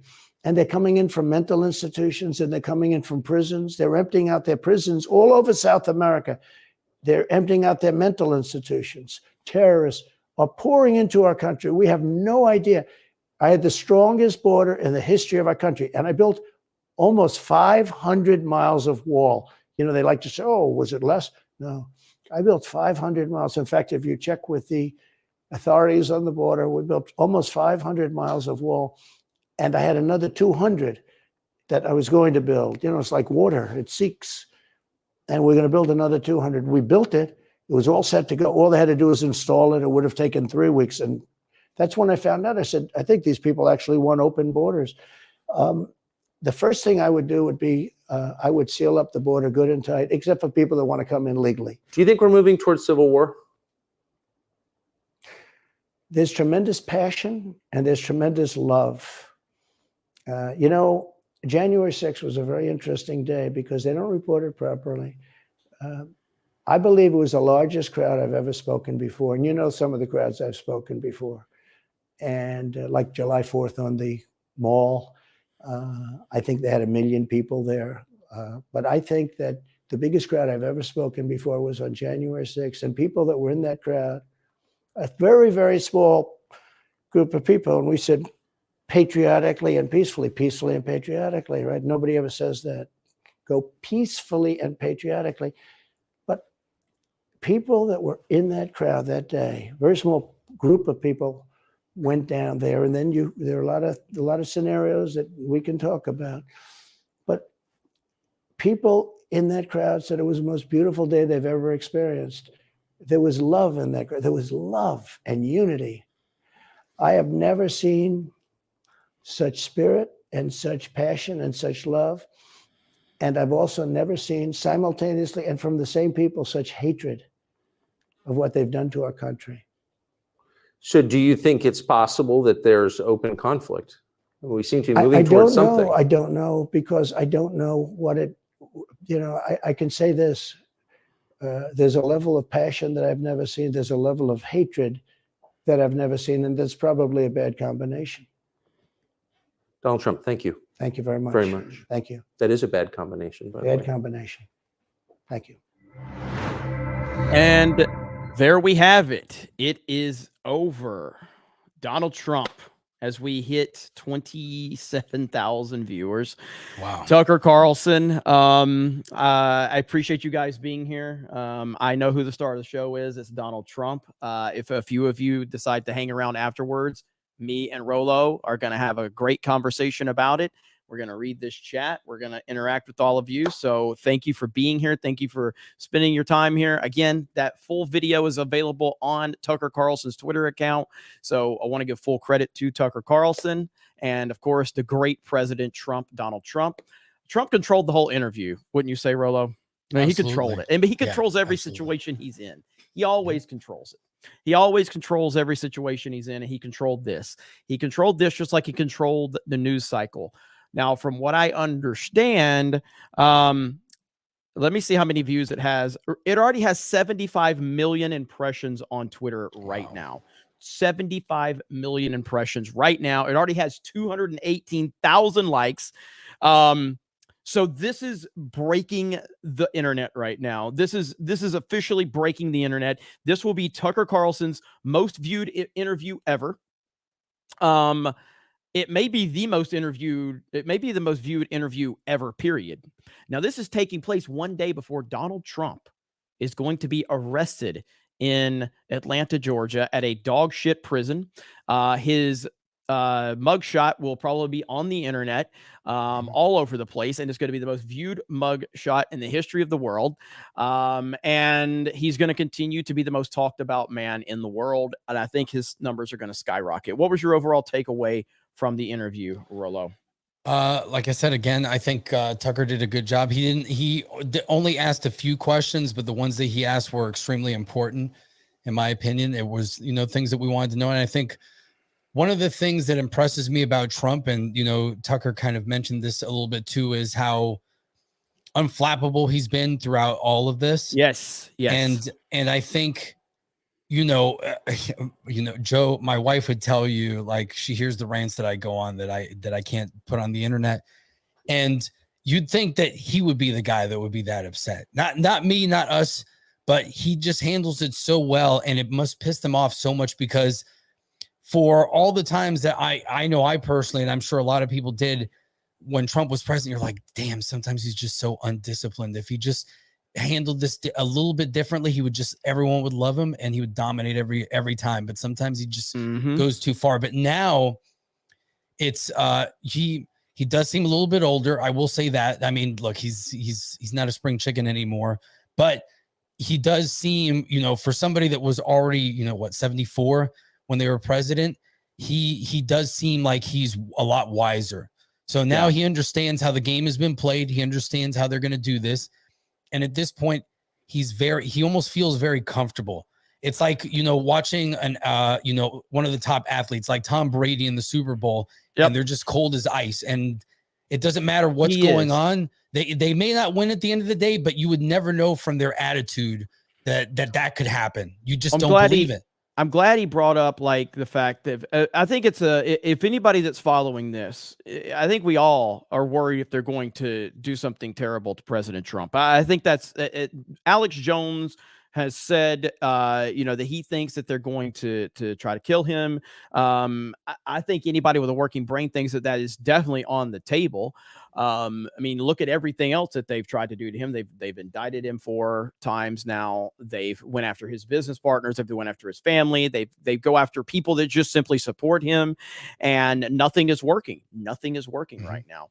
And so it's a wild scenario to watch all of this play out. But again, thank you guys for being here. The fact that we're still at 18,000 shocking to me. I thought maybe we get 5,000 people watching tonight. So if you're new here, my name is Jeremy. I am an unapologetic Donald Trump supporter. I have been since 2016. I'll never fucking apologize for it. I will give you my opinion. I'll hear your opinion too. If you cry or if you call me a racist, you can go fuck yourself. I'm not going to be wearing any masks. I'm not going to be doing any, I will not comply with any lockdowns or mandates or anything like that. And I think that right now, the most important thing that we can do in this country is support Donald J. Trump. I understand that there's a vice presidential junior league debate going on Fox News right now that maybe 4 or 5 people are watching. And I don't think any of the people in that race deserve to be Trump's vice president. I know that a lot of people like Vivek, and I guess if there's anybody that you would pick out of that bunch, it would be him. But I think that every single person on the Republican side should stand down right now and support Donald Trump, because he will be the nominee. I think they should be standing in line and locked arms with Donald Trump right now, and standing against the left and standing against the corruption. And unfortunately, I don't think it's going to happen. Larry Elder got screwed over. I don't know if you saw that clip. Did you see that with Larry? No, I didn't. What happened? So Larry Elder basically qualified for the debate, and he released a video that I think I bookmarked the video about it. But yeah, it was ridiculous what happened with Larry Elder. Let me see if I can find that video right now. They went after, the fact that, and look, I get it, California is bad. Larry Elder had no business being treated the way that he was in California. It's ridiculous that they can get away with, going after a black man, the party that throws every race card in every situation they expose themselves more and more. And the fact that people are unable, because at this point it seems to be unable, because obviously some people don't give a shit. They're like, I'm on this side and I don't care what we have to do. Like we're going all in. This is what we do. We're communists, authoritarians. But man, others just like, how do you accept this? This it's going to be a little hard to hear this video. I think the audio is a little tough, but let's play it and listen to him really quick. As you can see, I'm at LAX en route to Milwaukee. I was just informed by the RNC that I'm not qualified for the debate. Why? Even though I exceeded the 40,000 individual donations required, even though I signed the... So you're saying he was just informed by the RNC that he is not qualified for the debate, even though he reached the 40,000 donations required. They still decided to come up with some nonsensical reason. Pledge to support the eventual nominee. Even though I submitted 3 polls where I was at least at 1%, I was informed that one of the polls is not eligible. It's the Rasmussen poll, even though it was the most accurate poll in predicting that Donald Trump would win in 2016. They say it is affiliated with Donald Trump and therefore it is not eligible. And I said to Ronna McDaniel. So the Quinnipiac poll is affiliated with Donald Trump, and since Larry Elder was polling good in that one, and it's affiliated with Trump, that it's not. Is it Rasmussen? Yeah, Rasmussen. Okay, I thought he said Quinnipiac. Okay. The chairwoman of the RNC is not affiliated with me. She said any poll affiliated with any candidate is not eligible, and no one told me that until just now. So we're filing an emergency injunction to get me up there. This is absolutely BS. One of the candidates, by the way, offered a $20 gift certificate for a $1 donation. That apparently is okay. Another one offered a free, air quotes, country western concert for a $1 donation. That apparently is okay. Another one offered a commission to prospective donors to get other prospective donors. That apparently is okay. But I did it the old-fashioned way, asking people to support me by going to LarryElder.com, and that is not okay. And now all of a sudden, I'm not eligible. It is designed, in my opinion, to make sure that Ron DeSantis is a nominee. Anybody other than Trump. This is BS. I will see you in Milwaukee. Out. There you go, Larry Elder. So, I mean, it's crazy. What are they doing? The Republican Party is a bigger problem than the Democratic Party at this point in time, because we know what the Democratic Party is up to. We know. But like, the Republican Party is supposed to be the party that's supposed to be fighting for the people, and they're actively working against the people every step of the way. Every step of the way. Yep. It's insane. The reason why I even got into politics and, got onto social media again, because I was off social media for years, was because of what Republicans here in Florida did after Parkland. They instituted gun control. We had Rick Scott as the governor. We've got a supermajority in the legislation, in the legislative branch, and even the national senators were also Republicans. So it's ridiculous that could happen. And then that showed me that day, I was like, this is bullshit, man. Like the two parties, they don't care. It's whatever is politically expedient for them. It really is amazing. I know you guys have sent a ton of super chats, and I know Brock just dropped another 50 gifted memberships. I know a lot of people, man, there were comments I was trying to highlight. The chat was moving so fast, I couldn't even highlight some of these comments. I apologize. But thank you guys for being here. Thank you for, the new people that we, may get. We may get a few new people to come tune into CobraCast. I will be live again tomorrow covering Donald Trump's arrest in Atlanta, Georgia. So if you're interested in that, make sure you subscribe with notifications on. We're also live on Rumble. So if you want to follow me over there on Rumble, that's great. And also later tonight, I'll be joined by Rolo, who's part of Locked and Loaded Latinos. You can go check out his channel. You guys can drop links to that. But we'll be live on the Geeks and Gamers main channel playing some Battlefront 2 with our audience members. That link is live now. Now, we're not going anywhere. I'm not going anywhere. I'm just letting you guys know I got to read some super chats. And I see, if you're new to the chat, let everybody know you're new to the chat. The snake pit is very, very nice, unless you're wearing a mask in your profile picture. Then they're probably gonna get pissed off. They're probably gonna get pissed off if you're wearing a mask in your profile picture. It doesn't mean you can't. It just means we're probably going to point and laugh at you, because I think that's the new process, as I showed earlier. Basically, here's the new. This is it. How to interact with someone who falls for it again. That right there. There you go. So if you, pronouns in bio, wearing a mask. Ukraine flag. Yeah. Now, if it's a Blockbuster Video flag, I'm okay with that. It's got to be horizontal though, doesn't it? Like it would have to be different, flipped around. Man, that was my first job, so I got a soft spot for that. Every time I see that, I got confused at first. I was like, "Wait a second, Blockbuster's coming back?" And it was like, "Oh no, it's fucking Ukraine, man."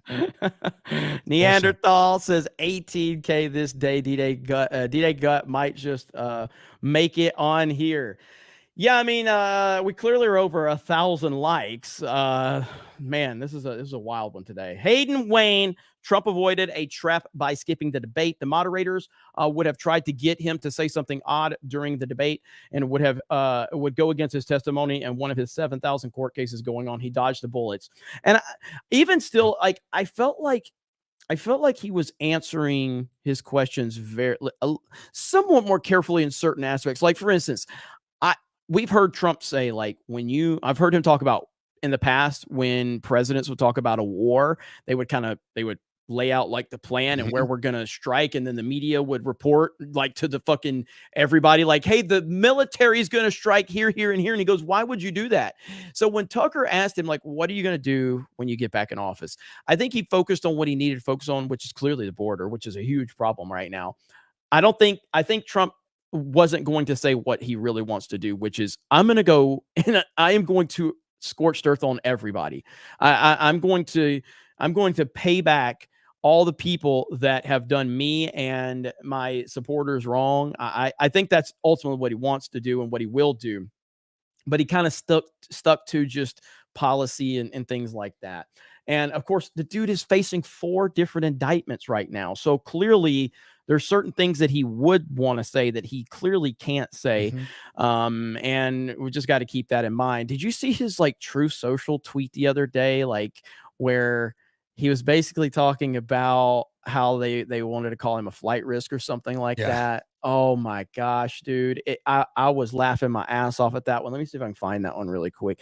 But yeah, it was like it's such a good one because of and there was another one I wanted to show you too. I gotta find it. I know Clay Travis had it up, but I'll have to find that one. Krista, I know you're backstage. See if you can find a tweet or a truth from Trump from a few days ago where he's talking about how he's not a flight risk and he was being sarcastic about the Fannie Willis and all of that. See if you can find that on True Social. Jed, I know you're here too, or Eric K. See if you guys can find that and I'll pull that up. Just put it in the private chat for me. So it's just you can still see those Trumpisms are in there, but he's like, there's certain things he's got to stay away from. What's up? Drakon says, if we ever had a king in the U.S., I'd be okay if it was Trump. No one else, though. Don't say I never gave you anything, Jeremy. Jay, I'm watching you. Keep that nose clean. Jay had to bounce. He didn't want to interrupt the stream, so that he'll be back, though. I'm sure he'll be back. Daniel says, holy hell, 25K watching. Congrats, Jeremy. Hey, congrats to all of you. Oh, yeah. You guys are the best. I like this one. I don't know who you deplorables are, but I'm subscribed, bitches. And we welcome the deplorables. And rest in peace to Terry Funk. Yes, Ryan Vogel. Rest in peace to WWF/E legend Terry Funk. He passed away today. A true legend, no doubt about that. Brad says, hey, Jeremy, disabled Navy veteran here in Florida. Thank you. Thank Ryan. And God bless Donald Trump. Absolutely. God bless Donald J. Trump. Knights of Ben says 199 Commander Jeremy Sir was sharing the video tonight. Glad to see the strong turnout to support the greatest president of our lifetime, Trump 2024. Absolutely.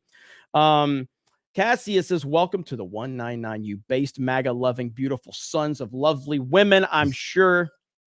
Scan in, a lot of the scan in emojis. If you are new here, there's a lot of memes. There's a lot of inside baseball. We would love to get you caught up on that. I'm not going to waste your time right now, but probably the next CobraCast, I'll give you a lot of the lore and everything like that, but no need to waste your time. Now, you're going to see a lot of things being said in the chat. You're going, what the hell are these people talking about?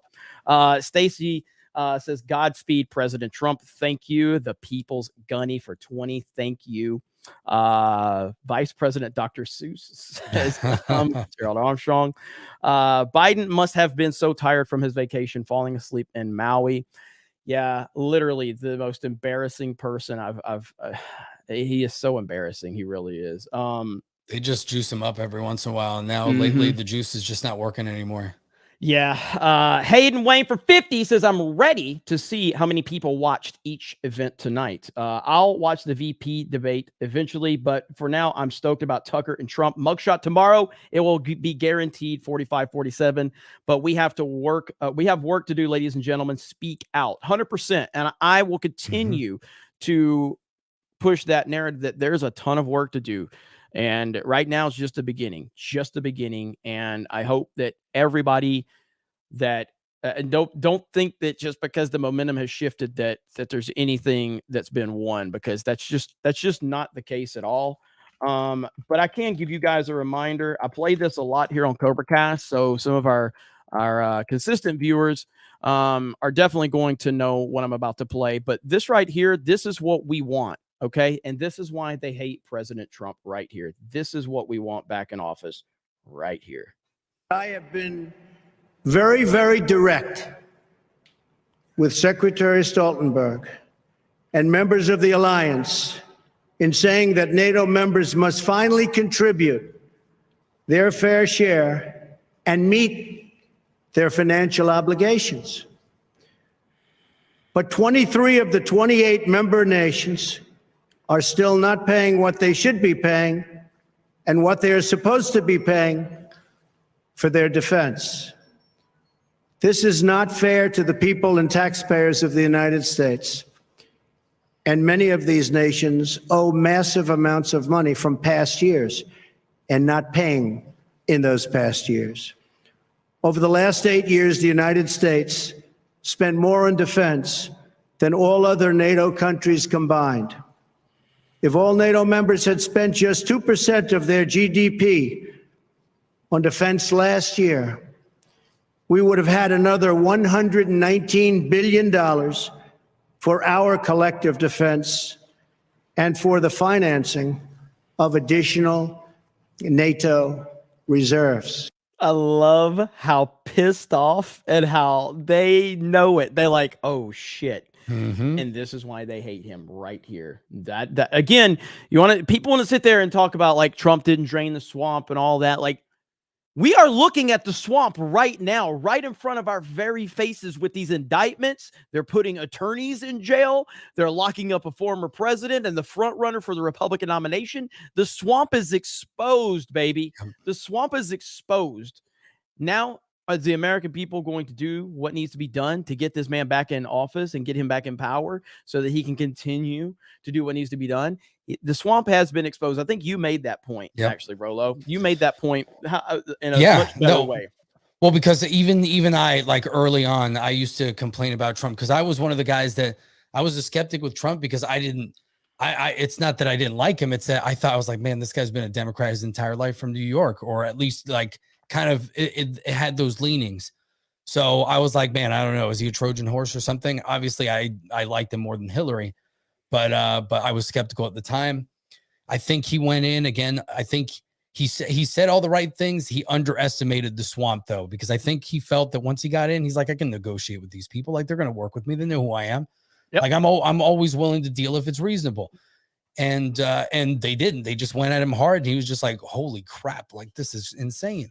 Yeah. And then eventually he went through the shock at first because, he's like, no president has ever had to deal with this. What the hell is this?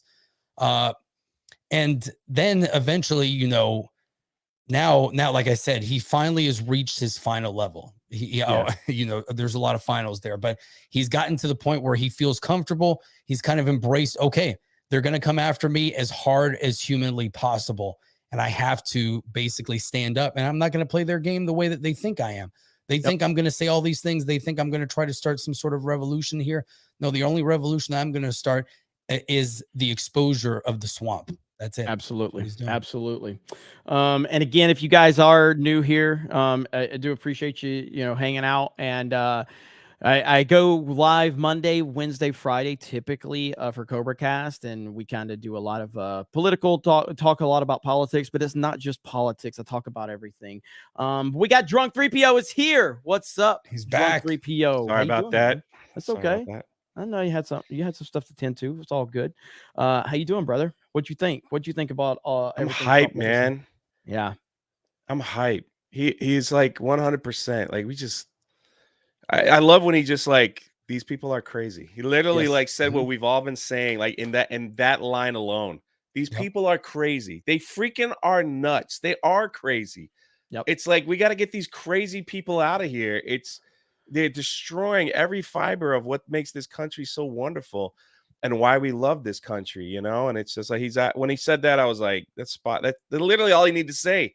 Yeah. There's freaking crazy people in here. And then the fact that he like says that Joe Biden can't even walk on grass is it's true. like 2 inches tall. Because we all say that. Everybody says that. The dude can't even walk up steps.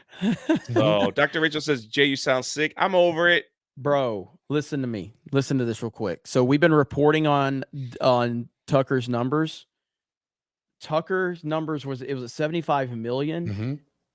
Elon just tweeted it just now, and it was already at 75 million. This thing is going to get 200-300 million impressions before it's said and done. Elon just tweeted it. I figured Elon tweeted it as soon as it went out. But yeah, because it's at 75 million impressions right now. I love how he tagged Donald and Trump. He tagged Donald Trump. Of course, he tagged Donald Trump. Elon I really wish maybe Tucker didn't ask because he is I know he doesn't have anything like no agreement with Twitter or X, but he's clearly involved in that's his platform. So, but I wish he would have asked. I wish he would have asked Trump, like straight up, like, why won't you come back to Twitter or X? Why will you not come back? Now, maybe Trump would have given just the same, like, oh, I've got to deal with Truth and all of that. Social. It's the better social media platform. I think I'll just stay there. Yeah, absolutely.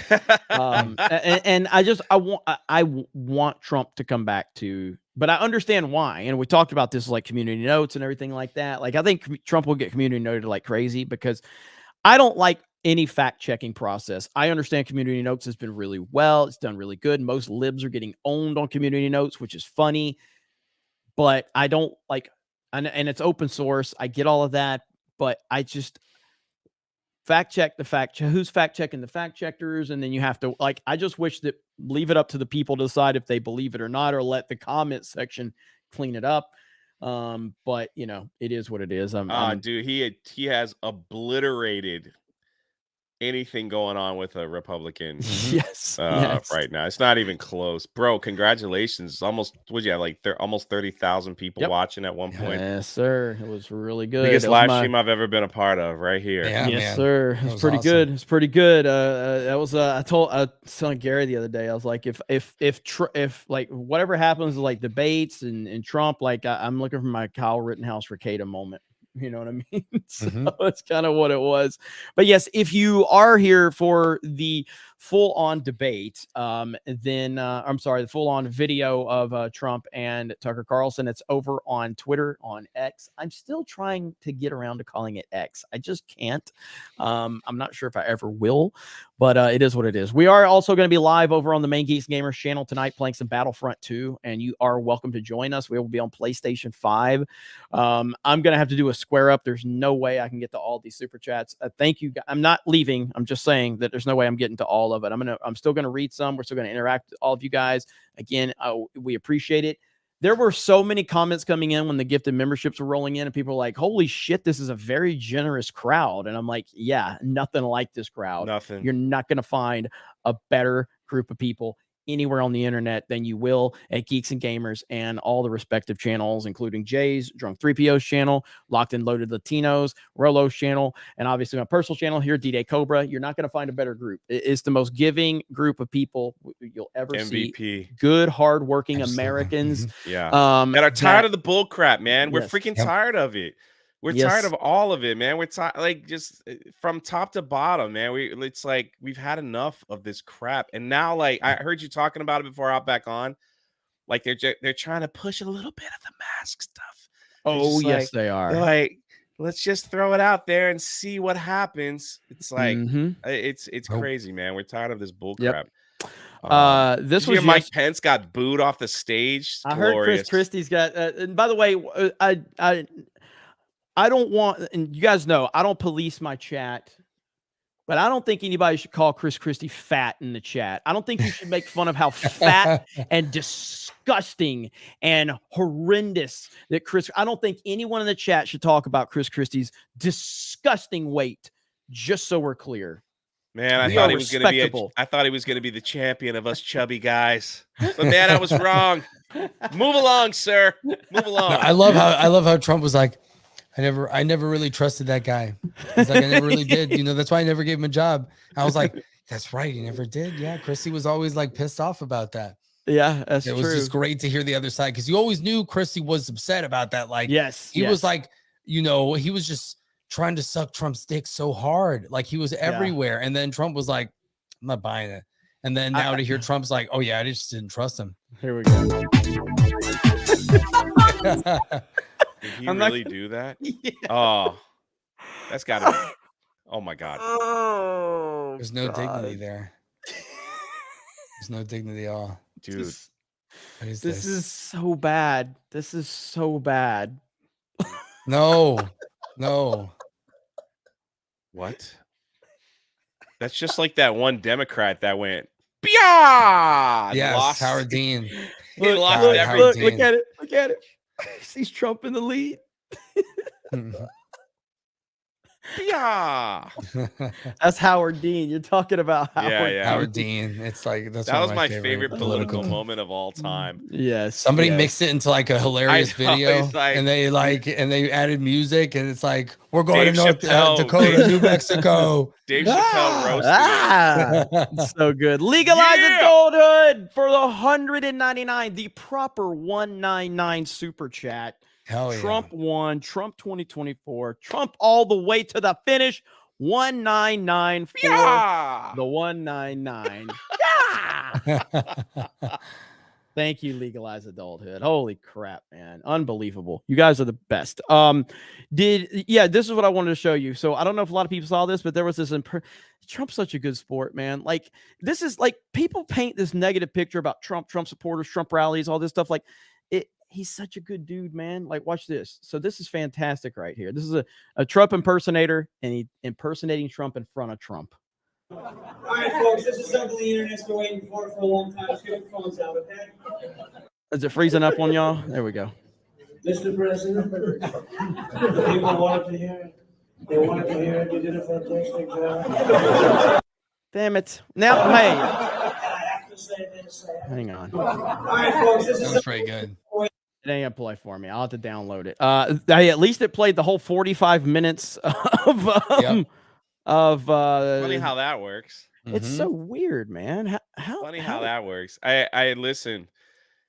I have never, whether you like Trump or not, I have never seen a guy take so much crap and then put his feet up every day and eat a Big Mac right in their face. Like, he's the greatest. It's like, what the? I mean, you gotta recognize it, man. The guy gets like literally, like, people are trying to shoot bazookas at him like every single hour, not even every day at this point. And it's like crazy. You know, and he's just like, nah, I gotta win, man. I got the video right the here. Country's in the toilet, man. I gotta win. Here we go, right here. all right, folks, this is something the internet's been waiting for a long time. Let's get the phones out, okay? Mr. President, people wanted to hear it. They wanted to hear it. You did a fantastic job. And I have to say this. We are going to help you win in a landslide. Worse than Chris Christie after the night at Taco Bell.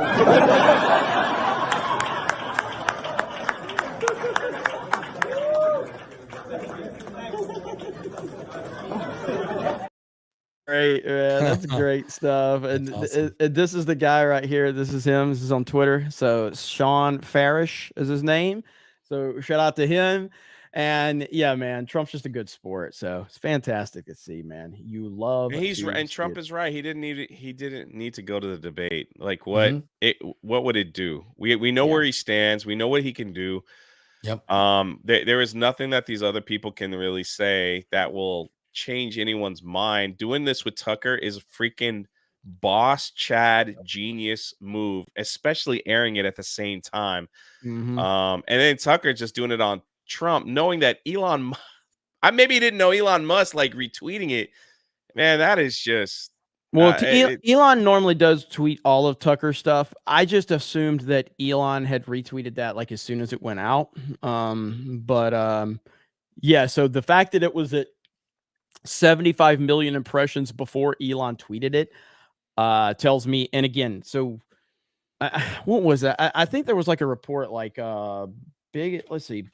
biggest interviews of all time. I feel like, and again, just so we're clear, like it's gonna go. It's gonna go. Well, Twitter numbers are kind of hard to determine, but at the end of the day, numbers are numbers. All you can do is take the numbers for what they are. But the Andrew Tate one, I feel like, was listed as so. Right here, this is Andrew Tate's interview with Tucker Carlson the most watched interview ever. And it says the tweet containing the interview has been viewed 107 million times according to Twitter statistics.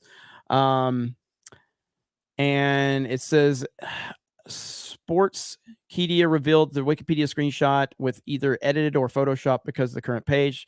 Lists a 1993 Oprah Winfrey interview with Michael Jackson as the most watched television interview, averaging viewership of 62.3. I don't really know what it is and what isn't, but if just on Twitter standards alone, if Andrew Tate's was 107 million based on the Twitter analytics, this one's already at 75 million before Elon's tweet. This is going to hit 200 million minimum. And that's crazy. That is absolutely crazy. Can I ask Rolo, what was your overall impression? I didn't get to hear that. Oh yeah. So I pretty much said that, like, I go on rants, I get angry about what's going on with Trump, but Trump has basically evolved. And during the interview, he basically looked like, I compared him to an athlete, like a pro athlete in the top of their game, in the championship game, like Tom Brady, where they're just unflappable. Nothing bothers them. They're locked in. And that's how I felt, because he was controlled, he was poised, and he was just a lot more polished than he usually is. He's got court cases, but still, usually he can't resist himself. And this was really good. He was well disciplined. And I think it was someone showing, like, I'm not going to play your game. I just saw this clip. I haven't seen this yet. So this is from the Daily Caller. It says Vivek destroys Chris Christie after he refuses to support Trump if he's convicted. Here we go. To support the eventual Republican nominee. If former President Trump is convicted in a court of law, would you still support him as your party's choice? Please raise your hand if you would. Was that DeSantis? Oh, they chickened out. You see that? Just what? So just be clear, Governor Christie, you were kind of late to the game there, but you raised your hand. No, I'm doing this. Look, I'm doing this. And I know you didn't. Whoa. No, come. Hey, be careful, Jeremy. Be careful. Look, here's the bottom. Oh, with the Fox News and how they're going to do it. Yeah. I don't want nothing to happen to your channel. Yeah. We'll see. There's no way they can say anything about this 1 minute 47-second clip. No line. Someone's got to stop normalizing this conduct. Okay. Now, whether or not. No, he's just getting booed out of the fucking building. Normalizing what conduct? The Democrats exactly, and those progressive left have come and called us racist, misogynist, like for everything that we do. For talking about pop culture, politics, or anything else, if you don't conform to what we do, then you're the problem. And you're telling us, Chris Christie, that we shouldn't like normalize like punching back a little bit, standing up for ourselves, and saying like what? Like, are you insane? No. The quiet, what did they call it? The silent majority. Has to come out with megaphones this time, because if not, they're already trying to push these freaking mandates on us again when the election's coming up.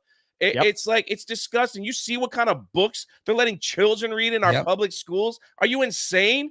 We've got to stand up and tell them this is enough.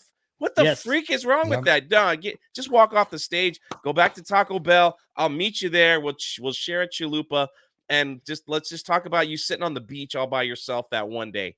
Hell yeah. You can't be in public office, man. You can't with that attitude right now. It's too far gone. This is the same guy that shut down fucking beaches to the public and then got busted being on the fucking beach. Look, this guy. The left has used violence consistently for decades. I've gone over 1 million times all the times that the Capitol was attacked before January 6th. There were bombs. There were people murdered. And they're acting like that was the end of the world, what happened there. Congress people used to have duels with one another and fight each other with canes and beat each other almost to death.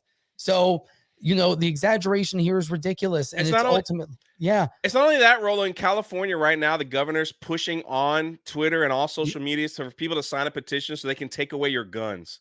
Yeah, of course. He's literally doing that. And people are just like, well, I don't want to get in trouble.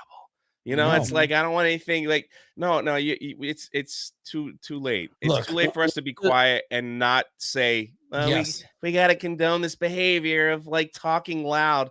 Get the freak out of here with that nonsense, man. What's the rule? What's the rule in Fox News? Is it how many minutes can I watch before they threaten to fucking sue? It was 3 minutes total. Okay, then we'll finish watching. I'm sorry, Red.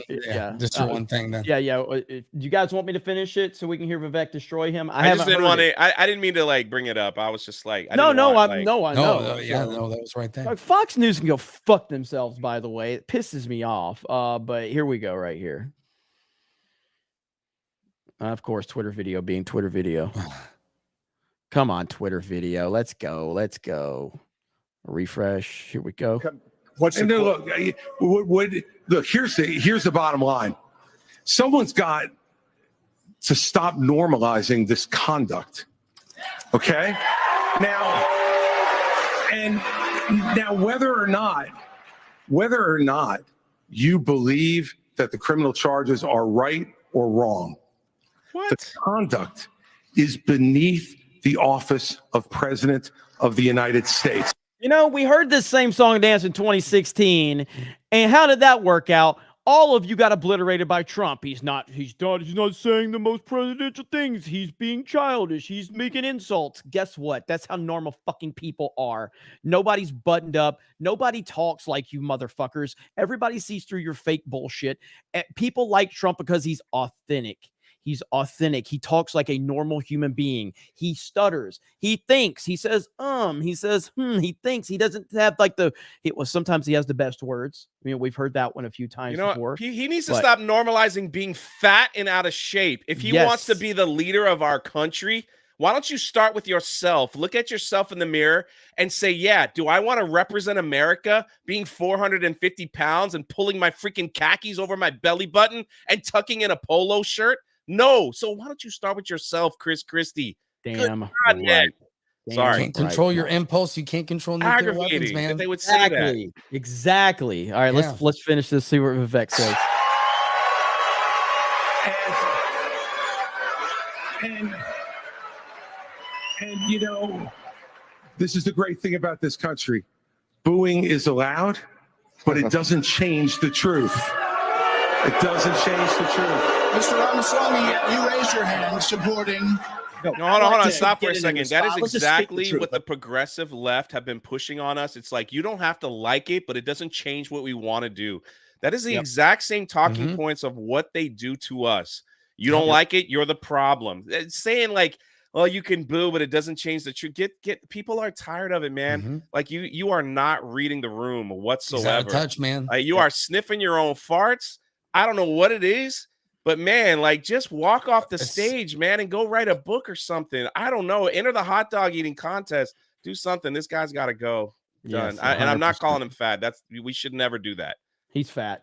I'd like to get in and respond. Let's just speak the truth, okay? President Trump, I believe, was the best president of the 21st century. Look at him.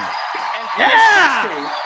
Honest to God, your claim that Donald Trump is motivated by vengeance and grievance would be a lot more credible if your entire campaign were not based on vengeance and grievance against one man.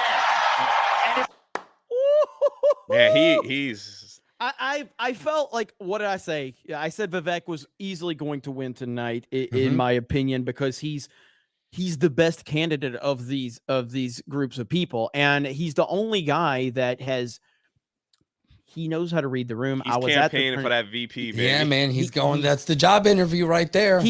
So at Turning Point Action, we were at Turning Point Action. Shout out to Benny Johnson for making that happen for us. We love Benny Johnson. He is the fucking best. But yeah, so Benny Johnson got me and Ryan Kennel in, and but we were there, and it was a weird kind of thing because I was curious. I was like, how's Vivek gonna handle this? Because everybody that was there, like Charlie Kirk, Byron Donalds, like literally everybody that spoke prior to Vivek was basically out there campaigning for Trump. And I'm like, how is this going to work when you're literally at a pretty much an event for Trump for president? Everybody up there saying it's over. Trump is going to be the nominee. We support Trump. And then Vivek comes out there and I'm like, you're the only person that's running against Trump. How are you going to handle it? He handled it beautifully. Because he's doing the best he can to elevate his own personal stock, which he's done. He's done a phenomenal job at it. He's running the campaign that Ron DeSantis should have run, and 100%.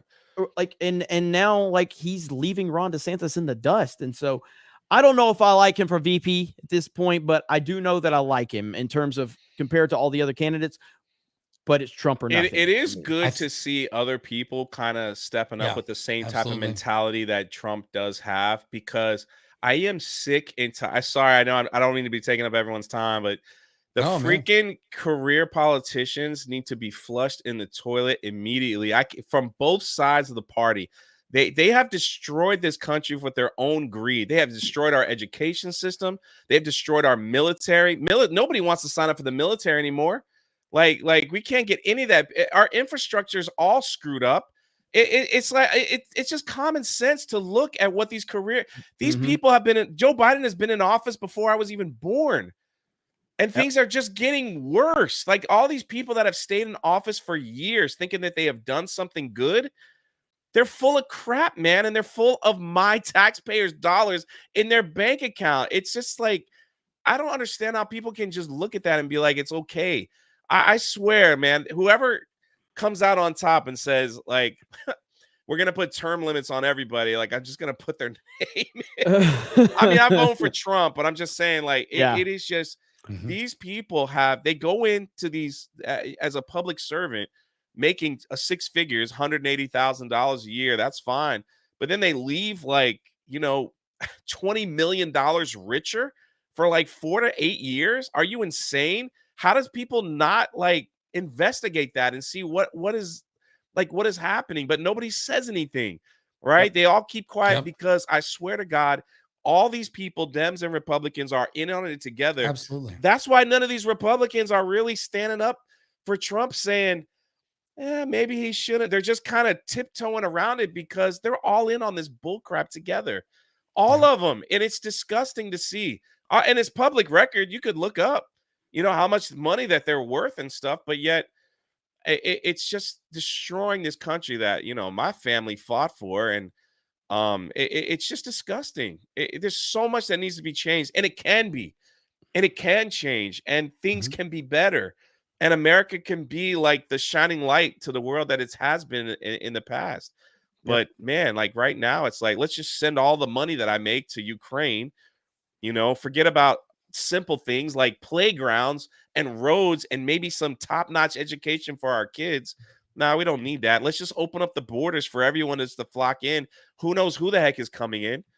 It just goes and goes and goes, man. It's just like, I don't get it. I don't get it. Base Rolo, you guys seem to like this panel right here over on CobraCast. Oh, it depresses me as a former school teacher. It's like you saw it firsthand, and it's just like, you pray for this. I pray for this country. I pray for these people in charge, and it's like the corruption and disgust. It just takes common sense to see that what has happened here, and if we don't get a handle on it soon, we're not gonna have a country anymore. It's like we're not gonna have a country anymore. And then both sides of the party are gonna wonder what happened, and all these freaking elitists are just gonna fly wherever they want to go with billions of dollars in their pocket. while the hardworking man that's out there can barely afford to get a freaking home. You know, the average home sales right now is like $450,000. That's insane, man. With 7% interest on a mortgage, like that's freaking insane. It shouldn't be like that. It shouldn't be like that in our country, especially for the middle class people.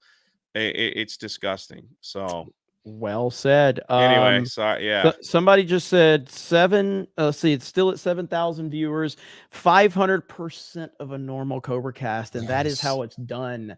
You just gotta, like, when you get a big bump, because obviously, anytime you get a big bump, once the draw goes away, you're hoping to still sponge up at least a small percentage, and I think we've done a good job of that. Jonah, I love you, Jonah, but no, I am not voting for anyone. He's our professional. Yeah. So Jonah, I wouldn't call him a troll, but they can take Trump off the ballot right now, and they can threaten me. They can say you'll be arrested if you write him in. I'll write him in. Fuck that. I'm voting for Donald Trump. End of discussion. I will never apologize for it. You will never stop me from voting for Donald Trump. Period. Look at these Vic Whiplash, AR Master, Legalize Adulthood, all these gifted memberships. David Phillips just dropped a 50. I have to play this. This is one of the best moments of the interview right here. So back to Biden, I'm interested. So you think he's failing? He obviously is failing. I think it's clear to everybody. But that would make Kamala Harris the candidate? Well, not really. I mean, I guess they'd have maybe a free-for-all. A lot of people say she has to remain for certain reasons the candidate. She has to. I don't think that's true, actually. I don't think that other people would stand for it. She has some bad moments. Her moments are almost as bad as his. I think his are. Yeah. But she seems pretty senile, too. She speaks in rhyme. Yeah. It's weird. It's weird. But she has bad moments. And in rhyme? What do you? Well, the way she talks, the bus will go here and then the bus will go there because that's what buses do. And it's weird. The whole thing is weird. This is not a president of the United States future. And I think they probably have some kind of a primary and other people will get involved. Newsom, right? I mean, could be. I mean, I always got along well with him, believe it or not, but could be him, could be somebody else. He's got a big load on his shoulders because you look at California, what's happened. But I don't know if the American people really, the people that vote for him, I don't even know if they care. You look at so many of the things that are going on and people don't seem to be, in the old days, if you had a bad record, it meant a lot. Today, if you have a bad record, it doesn't. Just to push home the point of what Trump's saying, and I know you've all heard this, but it's just the timing couldn't be better. And I think the first part of this issue that should be articulated is AI is kind of a fancy thing. It's, first of all, it's 2 letters. People say I got bad takes online. I'm not the vice president. Man, she's the worst. Intelligence. You know what's crazy? That people never really did their homework on her. Like Well, the crazy she was thing putting is that a lot of people in jail back in the day. That was probably part of her voting base. That's all I have to say. She basically took advantage of like slave labor by using inmates, to do public works projects and all this stuff around California. It's ridiculous. And look, Tulsi totally exposed her in the Democrat debate. And that's the sad part about this. She was dead in the water at that point as a presidential candidate. So she had no business being able to come back after that as the VP. And that just shows you, I mean, that kind of tells you what the Democrat voter is. It's either they're either disengaged dead or they've been ballot harvested. Like that's it. That's why they vote the way they do, Jay. That's why they don't see it. But more and more people are waking up to that. And they're becoming more engaged. That's why I'm at the point I don't even want to vote Republican. It's like no, of course, I can't stand these people either. Yes, it's like what? It's a unit party. That's why you need candidates that, I mean, you need kind of people like Trump that can self-fund themselves. That's why exactly. Yes, that can do that. Obviously, Elon buying Twitter. Unfortunately, that's what we need because we don't live in the era where it's like, the most powerful knight shows up and he's like, I'm going to save the people. Not that it was ever really that way, but that's not how it works. So we kind of need that amplification because they've destroyed our vote. So we have to rebuild the system somehow. And this is how it is. We have to have people that amplify the basically the voice of the people. Very well said. Very well said. There's so much for me to get to. I'm not really sure where to start. I think we're going to go for another maybe 15 minutes, and then I got to get ready. So we do have a gaming stream tonight that normally I had to back the stream up because we had to do the reaction to this. I will do a square up to catch up with everything. You guys know I take pride in reading every super chat. Normally during CobraCast, there was nearly 30,000 people here. It's been a pretty busy night. And so, but if there is the link there, if you're interested to watch us over on the Geeks Gamers channel. I am the owner of Geeks and Gamers. For any of you that have joined that don't know, I'm the owner of Geeks and Gamers. That's our other main YouTube channel over there. And we talk about a lot of pop culture stuff over there. So if you're interested in that, please go check that out. And best host on YouTube. You think so, Super Grova? You think so? I mean, I try. I'm just happy to be surrounded by so many cool people. And you can also check us out on Friday Night Tights on Nerdrotics channel this Friday. I'll be back. I know everybody thinks I'm quitting, but I'm not.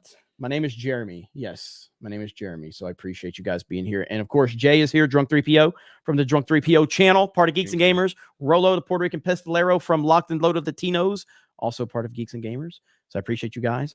Krista Nova's here backstage still. Hi, Krista. Hello. Hi, how are you? I'm good. Oh my goodness. Crazy. Pretty crazy crazy. interview. Pretty crazy. Yeah. Pretty wild. It's pretty wild. Thank you, Krista, for helping out. Jed is here backstage. Eric K. and Hailstorm. Do we have a beer of shame tonight? You gotta give it to Chris Christie, don't you? That's kind of what I was working on. I think we should do one during the square up, honestly, if you want it to be really good. Okay. I want you to work really good, hard on the Chris Christie one. Deal? Oh, it's going to be amazing. Oh, okay. There you go. There we go. Oh, man. Hailstorm loves it. All you know it's going to be a big deal. So for the new viewers, every night we try to give the beard of shame to whoever deserves it.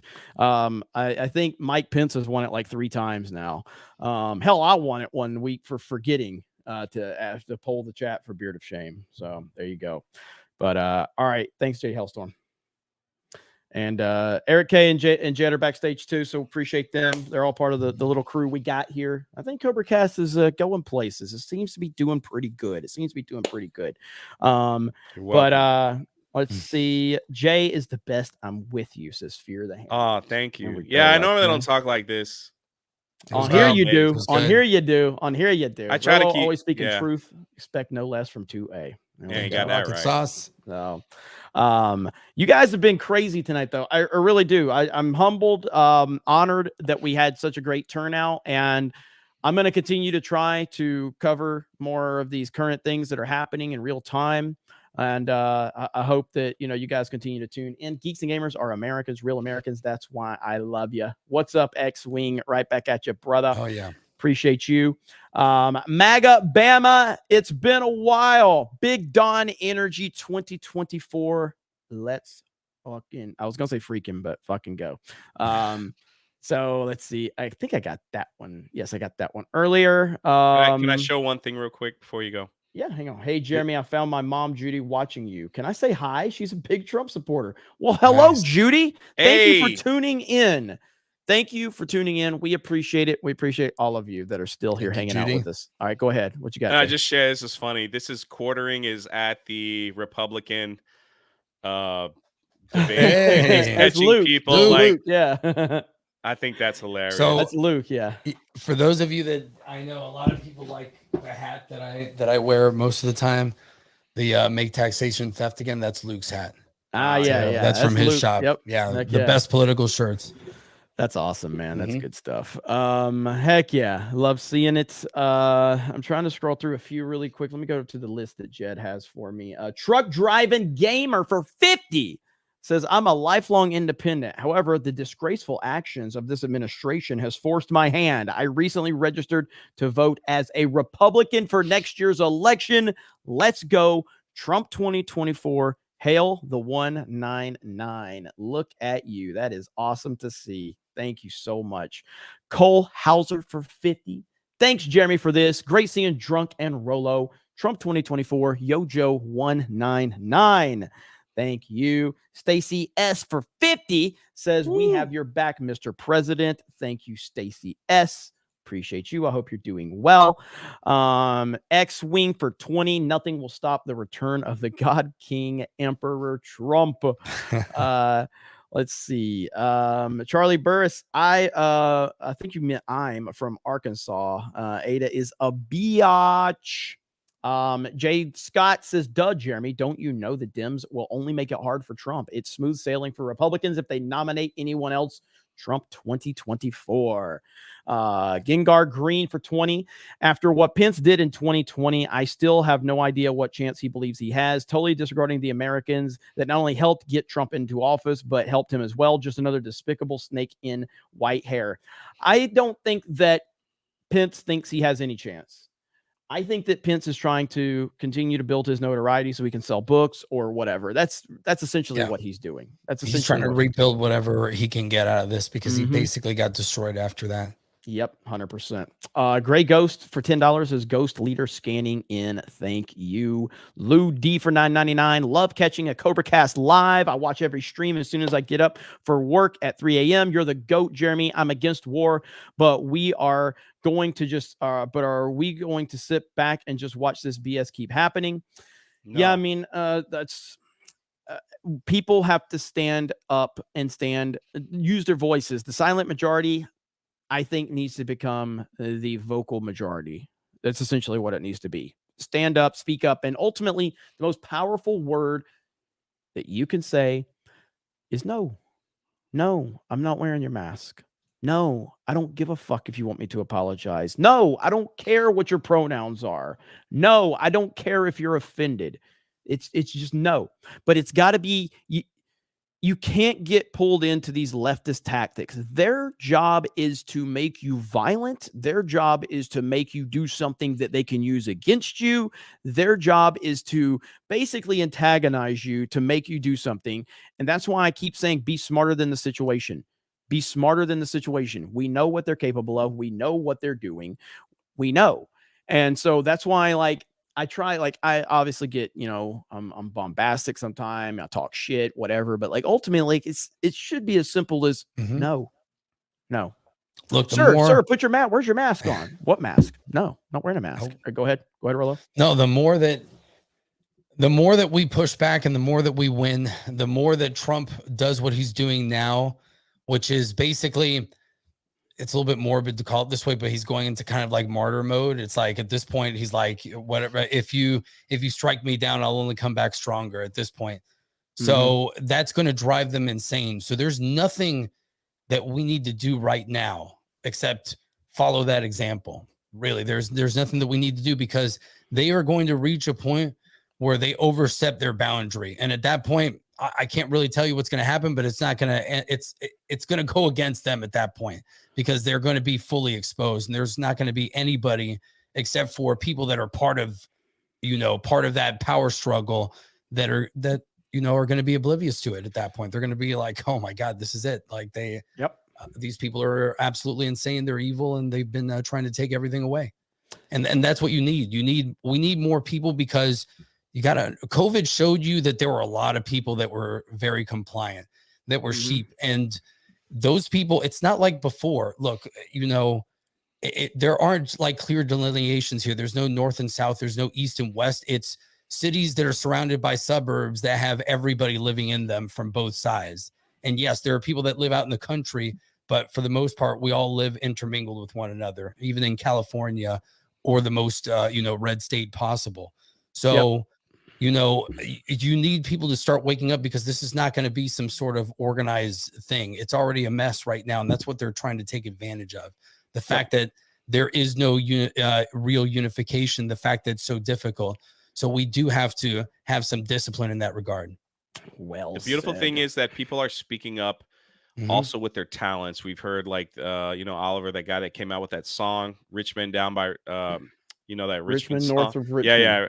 And people are just speaking out with their talents as well, because they've all had enough too. So it's like, that's a beautiful thing to see, is that people using their passion to come out and say things that we're all thinking as well. So yep. I gotta show another pretty cool thing, because obviously we've had a really good night, and we're gonna go play some Battlefront here soon, and probably continue a really good night.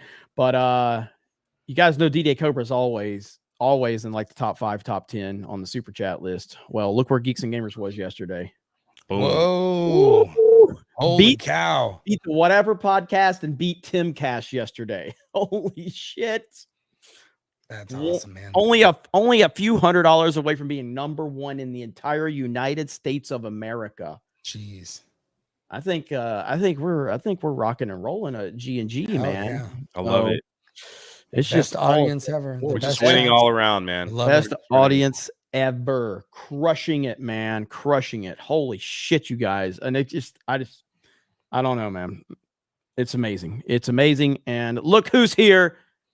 Egg roll. Trump should hire my people to finish that wall.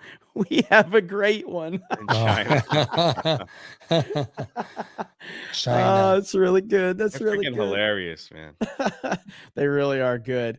And yeah, we've gained quite a few new subscribers, so I appreciate you guys subscribing to the channel. Dara Mouth over on Rumble says, Jeremy, just call it Twitter X. Problem solved. Twitter X. You're not wrong. You're not wrong. Just call it Twitter X. You know, that's perfect. I did get Unicycle Peon's 50 Rumble rant earlier, Jed, as well. I see you haven't marked that one out yet, but I got that one earlier. Ruthie in the house says, happy birthday, Trunk 3PO. Ooh, nice. Look at there. One more hour. Nice. That's right. That's right. And you got High Tea Thursday tomorrow. Yeah, High Tea Thursday 12:30. tomorrow. And then we got Kevin Cron for $2 says, happy soon to be birthday, Jay. Trump thank you. 2024. And Dirty Jersey says, happy birthday. Shout out to my dad. He'll be 75 tomorrow. Watching you guys now. God bless him. CobraCast. Happy birthday, Jay, as well. Share 21K. Let's go. Yes, at that point we had 21,000 people watching this. It's insane. Let's see. Cassius for 10 says, scan in chat. It's Trump time. There we go. Donovan, thank you, $10. First super chat ever. Hail 199. I know it sounds kind of, I got news for you, but your face is manly. But you got small arms. Could you hit the gym and encourage the 199 to join you? Damn.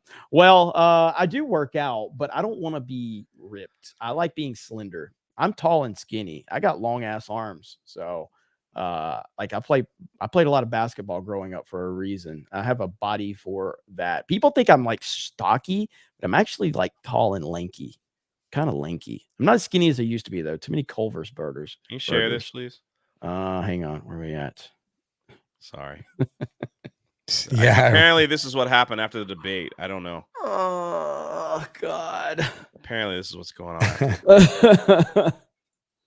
Oh man. Please don't call him fat though. That's rude. Yeah, I like I went Rude. to I like my Culver's burgers, man. They're just too damn They're good.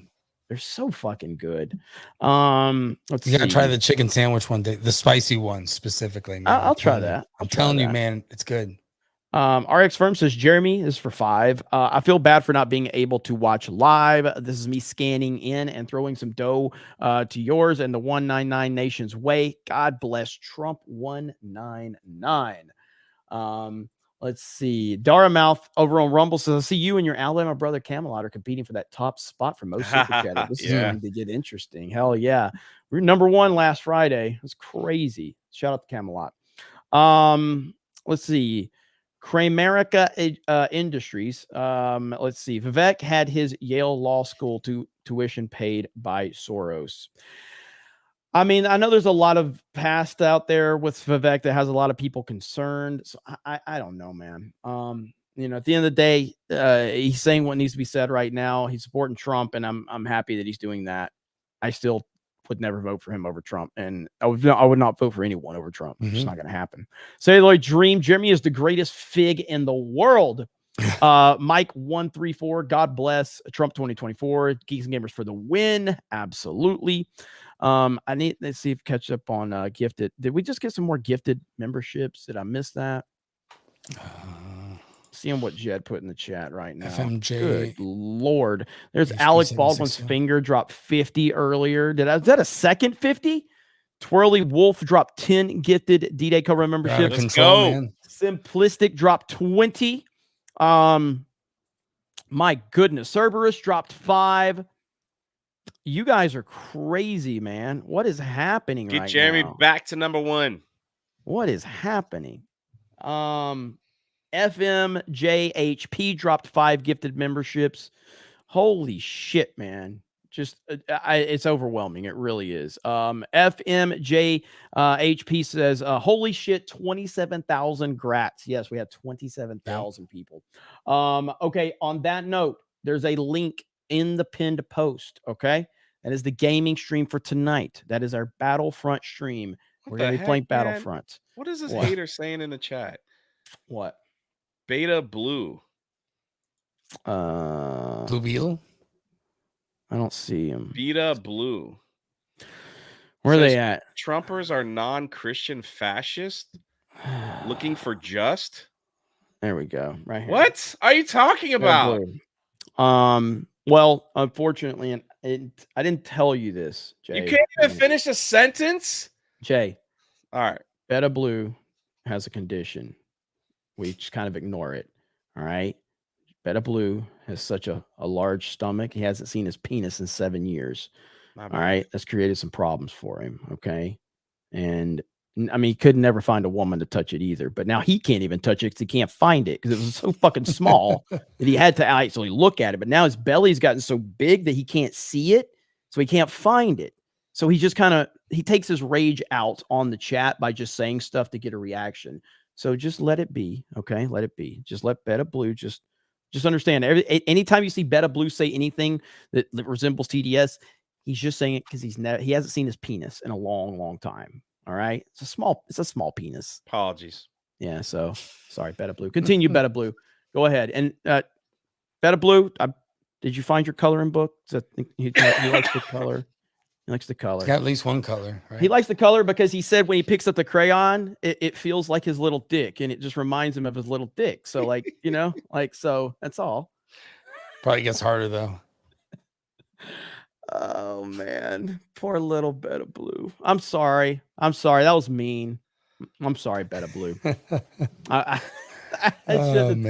should have told 5,000 people about your problem. I don't think he should hold crayons. He might eat them. Oh man! Don't insult the Marines by including Beta Blue in there. That's the dumbest thing I've ever heard in my life. Oh man, people with TDS. Listen, Jesus is my king, but Trump is my president. Okay, so like, let's just don't get it twisted. Hell yeah! It's like it's crazy. I mean, even if you read the Bible, like God uses all kinds of people to get the job done. Yeah. So, CK Wynn says, "Where's that sexy back end?" I'm going to show off the sexy back end.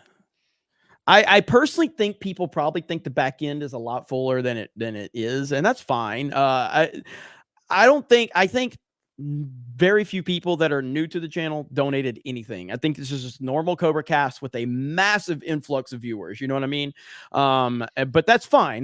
There's no complaints. I'm just trying to bring your expectations back down a little bit. With that said, it's a very sexy back end. Okay, it's a very sexy back end, and there it is, right there. 8,000 likes.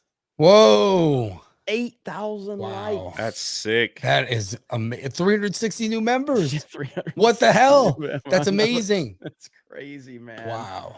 Yeah, that's wild. What a freaking night. What a freaking night. So there also, you go. Jake Skywalker, thank you. That's beastly.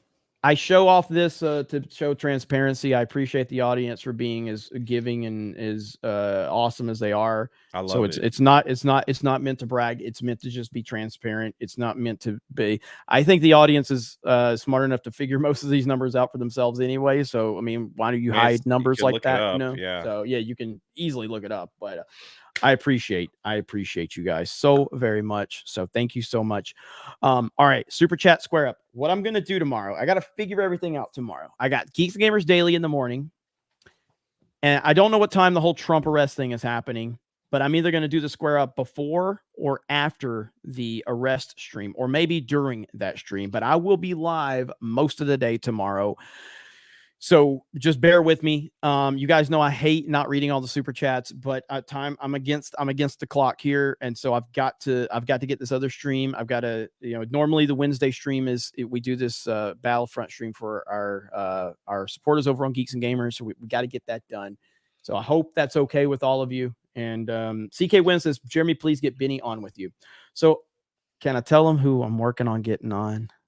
I don't have an official date yet, but I can tell you it will happen very soon. Salty Cracker will be joining CobraCast with me.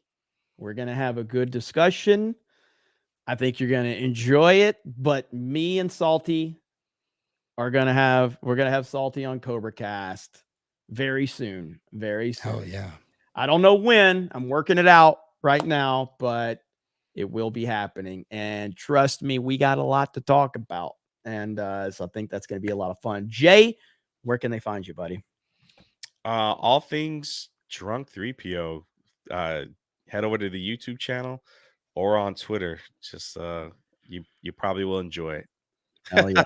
Hell yeah. Our little pop takes. So Rolo, I appreciate you inviting me on. Sorry, I didn't mean to, appreciate you inviting me on. I appreciate you, chat. Feeling the love, man. Hell yeah. Rolo. You can find me on Locked and Loaded Latinos on YouTube, Kick and Rumble, and X as well, Twitter, whatever you want to call it. My wife is the other half of Locked and Loaded Latinos, so check us out on our political shows and gaming streams. And we talk a lot about guns. We're going to start doing a lot more gun videos, and I'm getting into some crazy shit. Like I'm going to go hunting and kayaking and shit like that. It's going to be crazy. Hell yeah.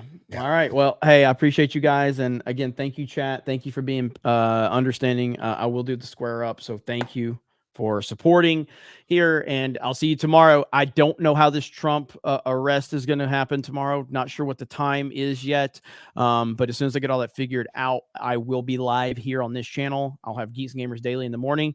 And we're going to have Battlefront 2 ready to roll here in less than an hour over on the main Geeks and Gamers channel. So you guys have a great day. Thank you very much for checking out this live stream.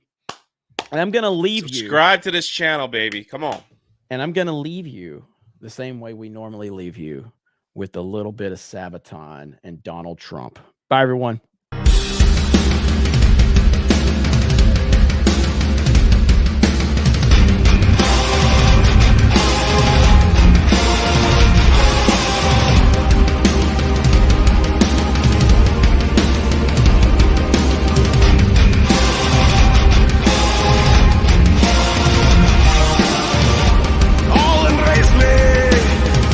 Time to rule at last.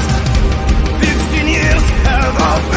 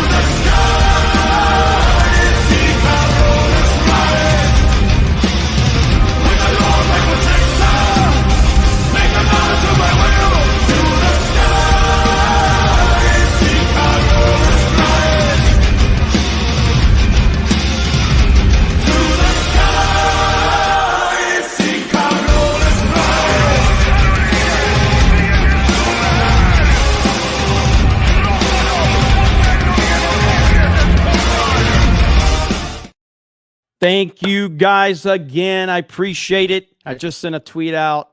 Amazing. Thanking all of you for that. So appreciate you. Have a good night. I'll see you on Battlefront. Shout out to Drunk 3PO. Shout out to Rolo. Shout out to Krista, Jed, Eric K, Jay Hailstorm, and most importantly, the Snake Pit. You guys have a great 100. night. Trump 2024. And we will talk to all of you later. Good night, everyone.